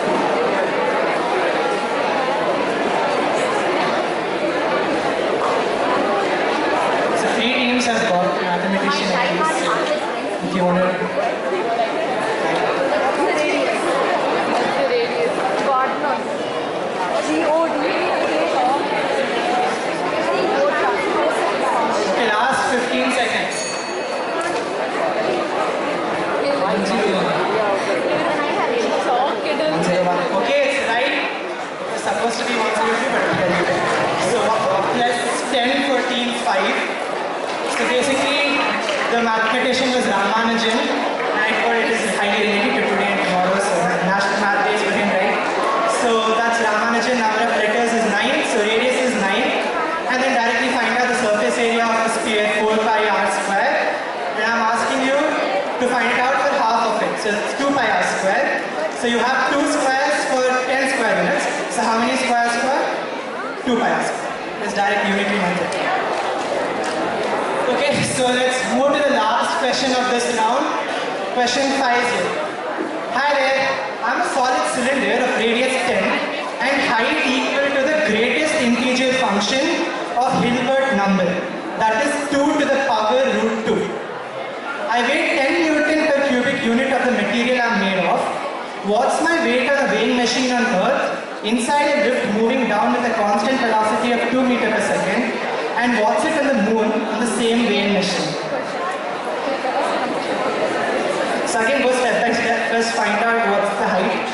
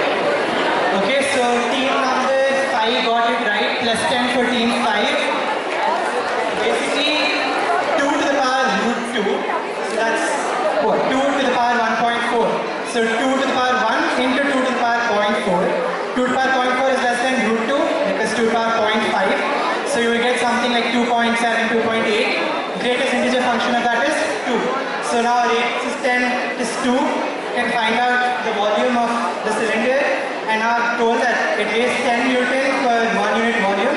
So how much for this much? And now this last part of it was actually just there. It wasn't going to make any difference because I've told it's moving at a constant velocity, which means acceleration is anyway 0. So your answer would just be done there when you calculate it by unitary method. And on moon is just 1/6 the weight of whatever you had it on Earth. So team 5 got it right.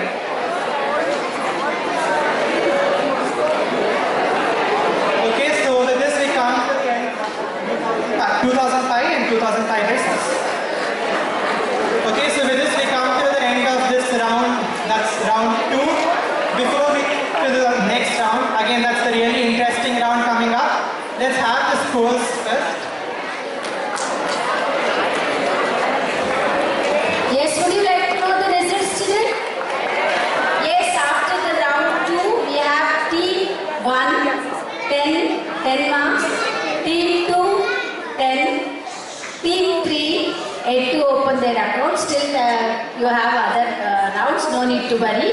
Team 4, 5, team 5, 15, team 6, 5.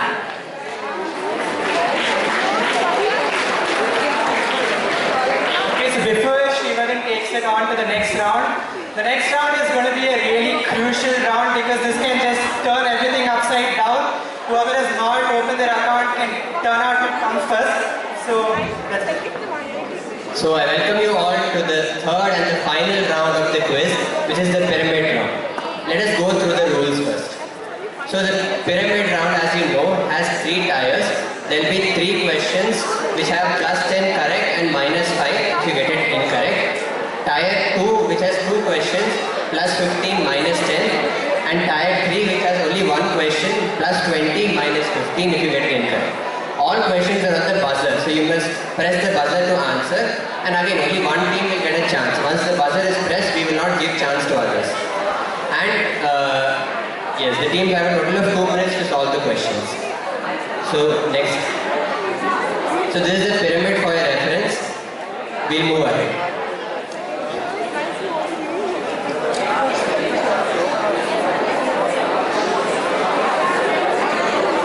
We'll wait until all the teams get ready and are settled.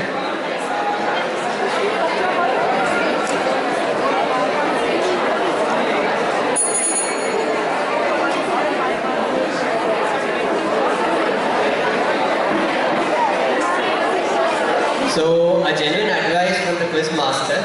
The questions in this round may seem long and lengthy and you might feel clueless, but just think that they're easier than they appear. So, hope all teams are ready. Audience, I know that it's going to be lunch break soon, so please bear with us for some more time. So, let's start. Question 1. A Pearly tribute.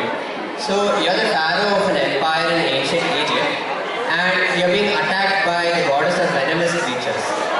She has sent an army of 7 giant scorpions, each accompanied by 10 giant cobras, and each cobra is accompanied by 12 scarab beetles. Requesting the teams to note down the data as we move on. Next slide. So then you cannot obviously fight such a huge army. Okay, once again, can we go back? Yes, 7 scorpions. Each scorpion commands 10 cobras. Each cobra commands 12 scarab beetles. I hope all teams are clear. Moving on, there is only one way to satiate this army of animals. That is, you must give them a ransom of pearls. And the number of pearls should be such that it will be equally divided among the 7 scorpions. Each scorpion will then divide its share into 11 piles. It will keep 1 for itself. It will distribute the rest to the other 10 cobras. And each cobra will do the same. It will divide it into 13 bundles, keep 1 for itself, distribute it to the 12 scarab beetles. The problem is, if any bundle contains an unequal number of pearls, or if there is any pearl left out, then they will attack and destroy your kingdom. So you must give them an exactly divisible number of pearls. Next slide. We move to the treasure room and you find out that there are 5 chests. And the number on the chest indicates the number of pearls in the box. The problem is it is written in an ancient numeral system, which you cannot decipher. So you cannot sit and count the pearls also, there's a huge number of them. So based on the information that you have, which chest will save your empire? And you cannot just guess the chest, you have to give a proper logic.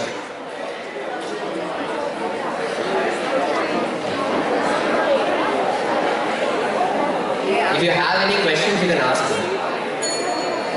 You have an answer. Yeah. Yeah, you must give the logic also, not just the chess. Yeah, tell it. Mike, take it. It's chess number B. Okay. So, it's because the total number of pearls must be a multiple of 7, 11 and 13. Which is 1001. Correct. Whenever you multiply something by 1001, you get the same number twice, if that makes sense. And in the ancient numeral system, B is the only one where the 6-digit number has identical in that sense. Yes, so team 1 has finally been able to save their empire and they will be getting plus 10. The logic as explained is the property of the number 1001. When you multiply any 3-digit number with 1001, you get a 6-digit number which has a repeating pattern, and the only repeating pattern is in chest B. So let us move on to the next question. Question 2.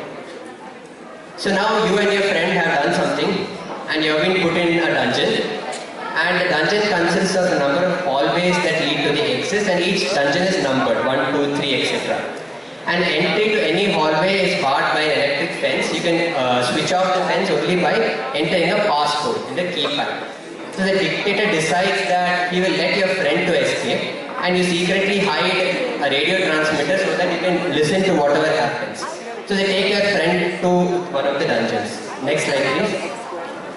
So there is an automated voice which says that you will be given 3 clues on demand to guess the passcode. You cannot speak anything else apart from asking for further clues.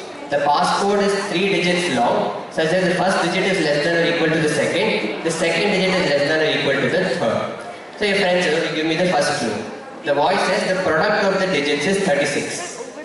Now your friend asks for the second clue. The voice says the sum of the digits is a number of the hallway you are standing in front of. The problem is you who are sitting inside the dungeon, you do not know what the passcode is. You do not know what the hallway number is, but your friend knows. So your friend could have guessed the passcode with the second clue itself, but he still decides, let us go for the third clue. So the third clue it says that the largest digit appears only once in the question. So your friend enters the passcode and escapes, and the moment he's out, you have lost connection over the radio, so he cannot help you. Next slide. So based on the information that I have given to you till now, can you guess the passcode and the hallway number? For your convenience, I have put all the information again so that you can refer it.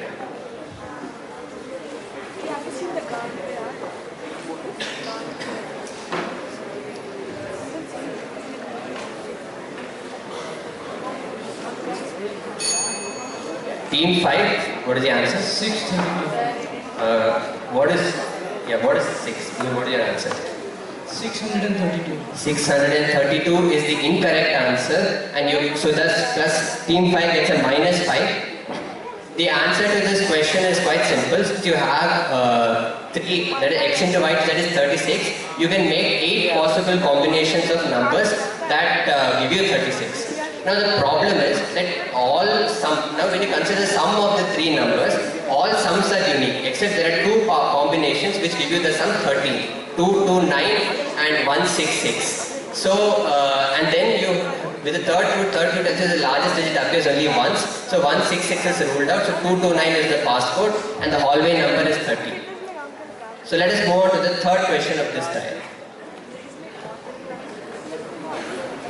Now, you are the chief mathematician of a kingdom which has a very eccentric method to declare their heirs. So each contestant or each potential heir is given 2 dice. There is a red die which contains the digits 2, 7, 7, 12, 12, 17, and a blue die that contains the digit 3, 8, 8, 13, 13, 18. So each contestant takes his pair of die, goes into a room, and he rolls the pair of dice 20 times. And whatever the numbers come on the top, he takes the sum of them. So if you get 2 and 3 on the first row, your sum is 5. As so on, you roll it for 20 times. So So after 20 rows, they must come and reveal their score, and the rules say that the highest scoring contestant wins. But the problem is, since the rolling rooms are not monitored, a contestant can cheat and he can come up with a false number, a score which he did not get at all. And you as a mathematician, you can eliminate a student if you are at least 90% sure that they have cheated or miscalculated. Next slide please. So there are 4 contestants who take part in the quiz in this round, and they get the following scores. The highest scoring student who isn't disqualified is to be declared the winner. Who among the following is worthy heir to the throne? Again, you must, when you're declaring the winner, you must mention the correct logic and why the others cannot be declared the winner. Team 3. First of all, it's A.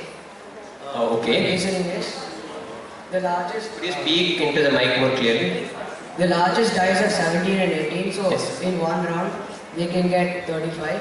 35 times 20 is 700. Correct. And gatherers who got 700, it's possible but it's unlikely. Yes.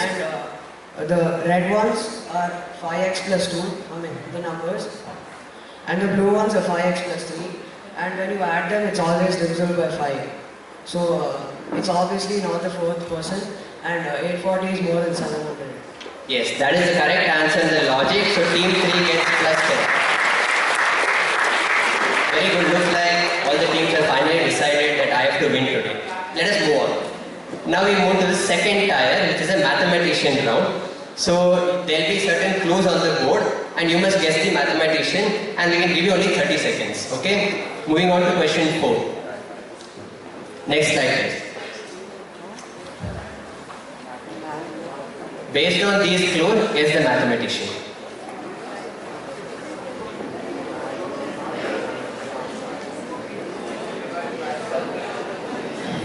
Just to explain, the first figure shows a bar magnet. The second figure shows some summation. Okay.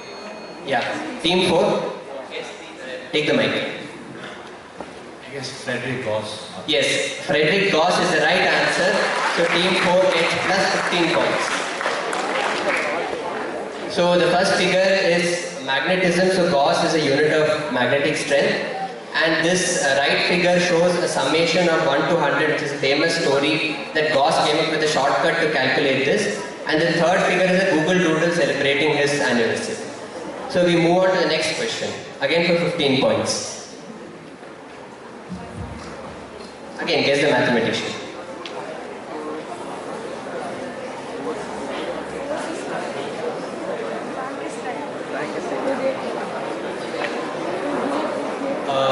Full name is answer team 6. Blaise Pascal. Yes, Blaise Pascal is the correct answer. The first figure shows Pascal's mystic hexagon. The second figure is the Pascal programming language. And the third figure shows pressure, which is a unit of, Pascal is a unit of pressure. So team 6 gets plus 15. So looks like teams are, going quite neck to neck. So now let us see, the final question will be the deciding one. We move to the last question in this round for plus 20 points. Last round, last question of this quiz. A football tournament is organized between 2 to the power n teams. Each team randomly selects a number from 1 to 2 to the power n, which will determine their first round rung in the tournament ladder. Suppose that the best team always defeats the next best team, and the latter always defeats all the rest. The loser of the finals gets the runner-up cup. So find the probability that the second best team wins the runner-up cup. So for an example, when n is equal to 3, you have 8 teams. So they will randomly select a number from 1 to 8 and they will be placed on that. And then they will play and it will go on like this. So you must give me a general formula of the probability of the second best team to come second or win the runner-up cup.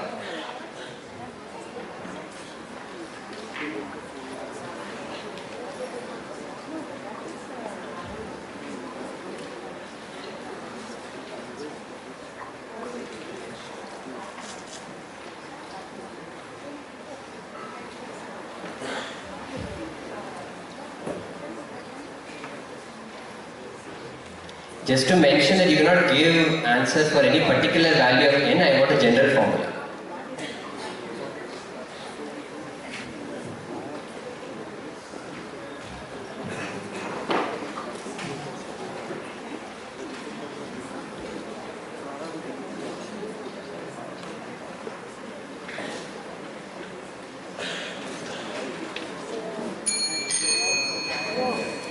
Team 2 press first, take the mic and answer the question. 50%. No, that's the incorrect answer. So team 2 gets minus 15 points. So the answer to this question is 2 to the power n minus 1 upon 2 to the power n in the bracket minus 1.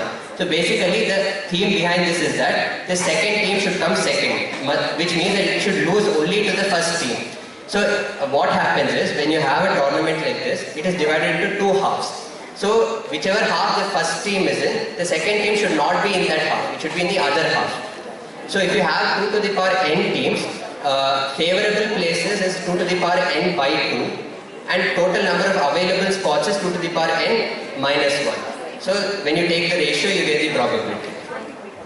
So with that, we come to the end of this quiz and I thank all the teams for participating and being a good score. Okay, also a huge round for all the audience for being a good audience. Yeah, so can the audience guess which team has won?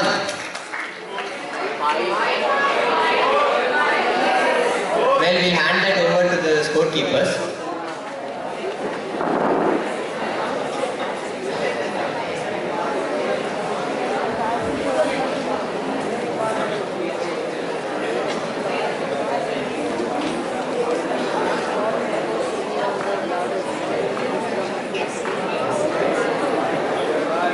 Team to get it right will be declared as the second position, and remaining team will be the third position. Is that all right? No negative mark. But you will be only allowed once to answer, so just one chance. Right, so the question is as follows. I'll be speaking it out, so please note down if you think something is important. An IC number is defined as a non-prime number which when divided by its smallest prime factor yields a perfect square. If An is the nth IC number and Sn is the sum of the first n IC numbers, then find S3 divided by A4. You can leave the answer as a fraction or as decimal. I'll repeat the question. An IC number is defined as a non-prime number which when divided by its smallest prime factor yields a perfect square. If An is the nth IC number and Sn is the sum of the first n IC numbers, then find S3 by A4.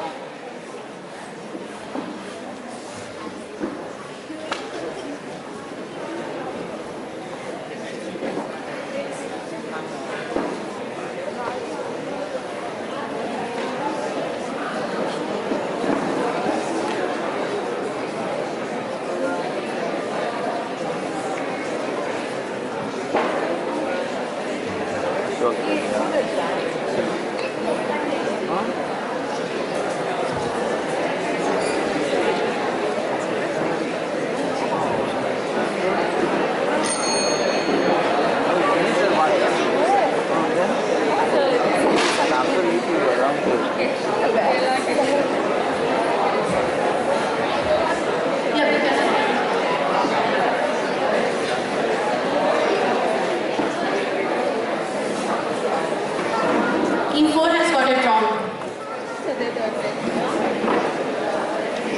Team 6 and Team 1 can still try.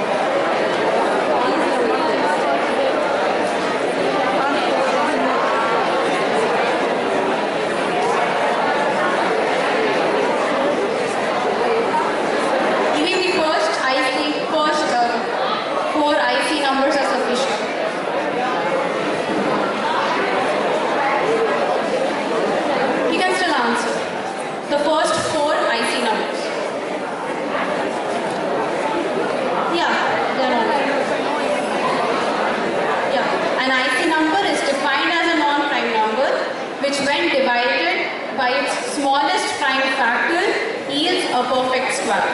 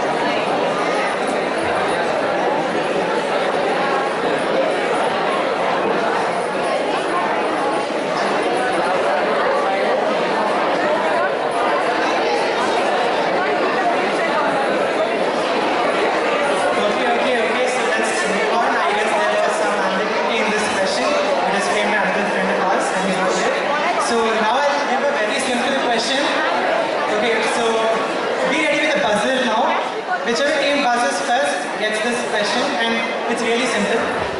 So, which geometric shape am I referring to? You have a combination of a square and a circle. Okay. Square, circle combination with geometric shape. And the name has these two names also. Square, circle.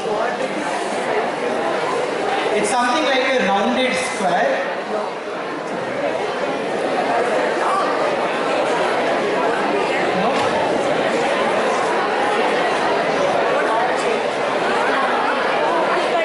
Rounded square or what else? Square and circle. I'm almost telling you the answer now. Square, circle. A rounded square is called what? It has rounded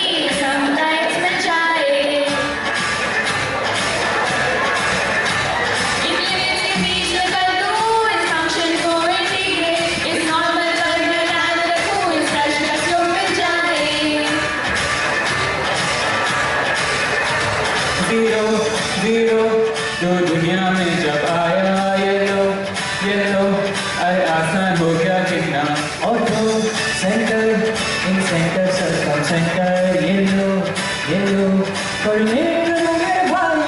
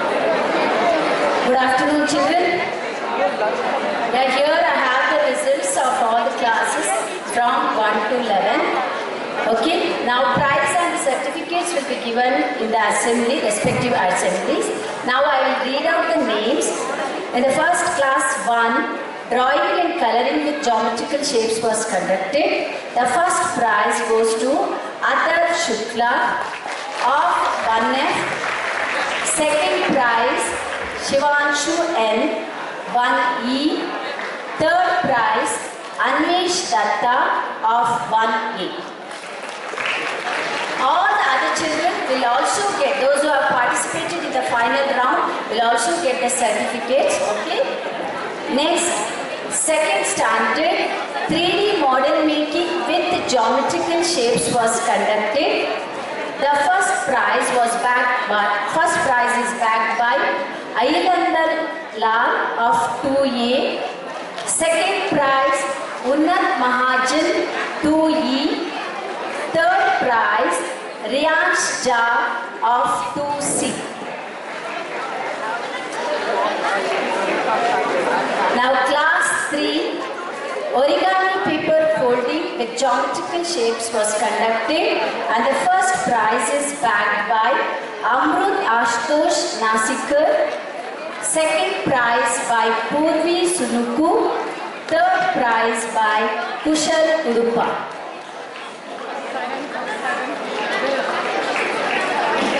For the fourth standard, math relay was conducted. I hope all of you have witnessed it. Direct relay was there. The first prize is backed by the first group, Atish R of 4C, Pushkar Girish of 4G, Anika S. Mercantile of 4E. Second prize is backed by the group, Saraga Surya of 4E, Diya Raju of 4E, Siona Swain of 4F.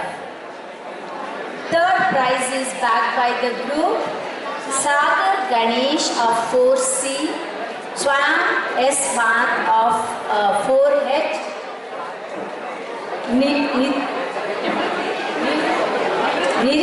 of 4B.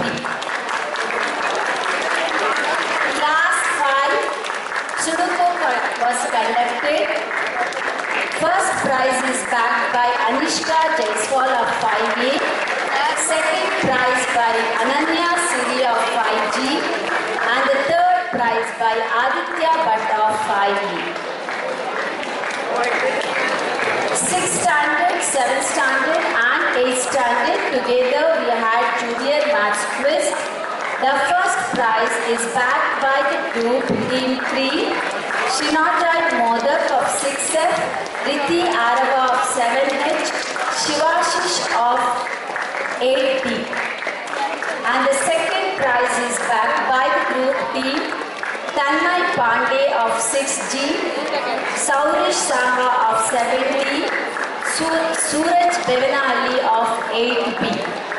And the third prize is backed by the team Omkar Hegde of 6G, Rishita Pradhan of 7E, Bhargav Bharadwaj of 8D. And at the end we have 5 senior maths quiz. The first prize is backed by the team 4, Sahel Tariq of 11A, Krishnakant of 9G. And the second prize is backed by team 1, Anand Sharma of 11A, Pranil Singhi of 9J. And the third prize is backed by team 6, Shaurya Aditya Sahu of 11B, Srinidhi Gangadhar of 9K. All these children, prizes and certificate will be awarded during their respective assembly and all participants will get the consolation prize, that is certificates also will be given to them during their respective assembly. Congratulations to all the winners. Thank you, Ji.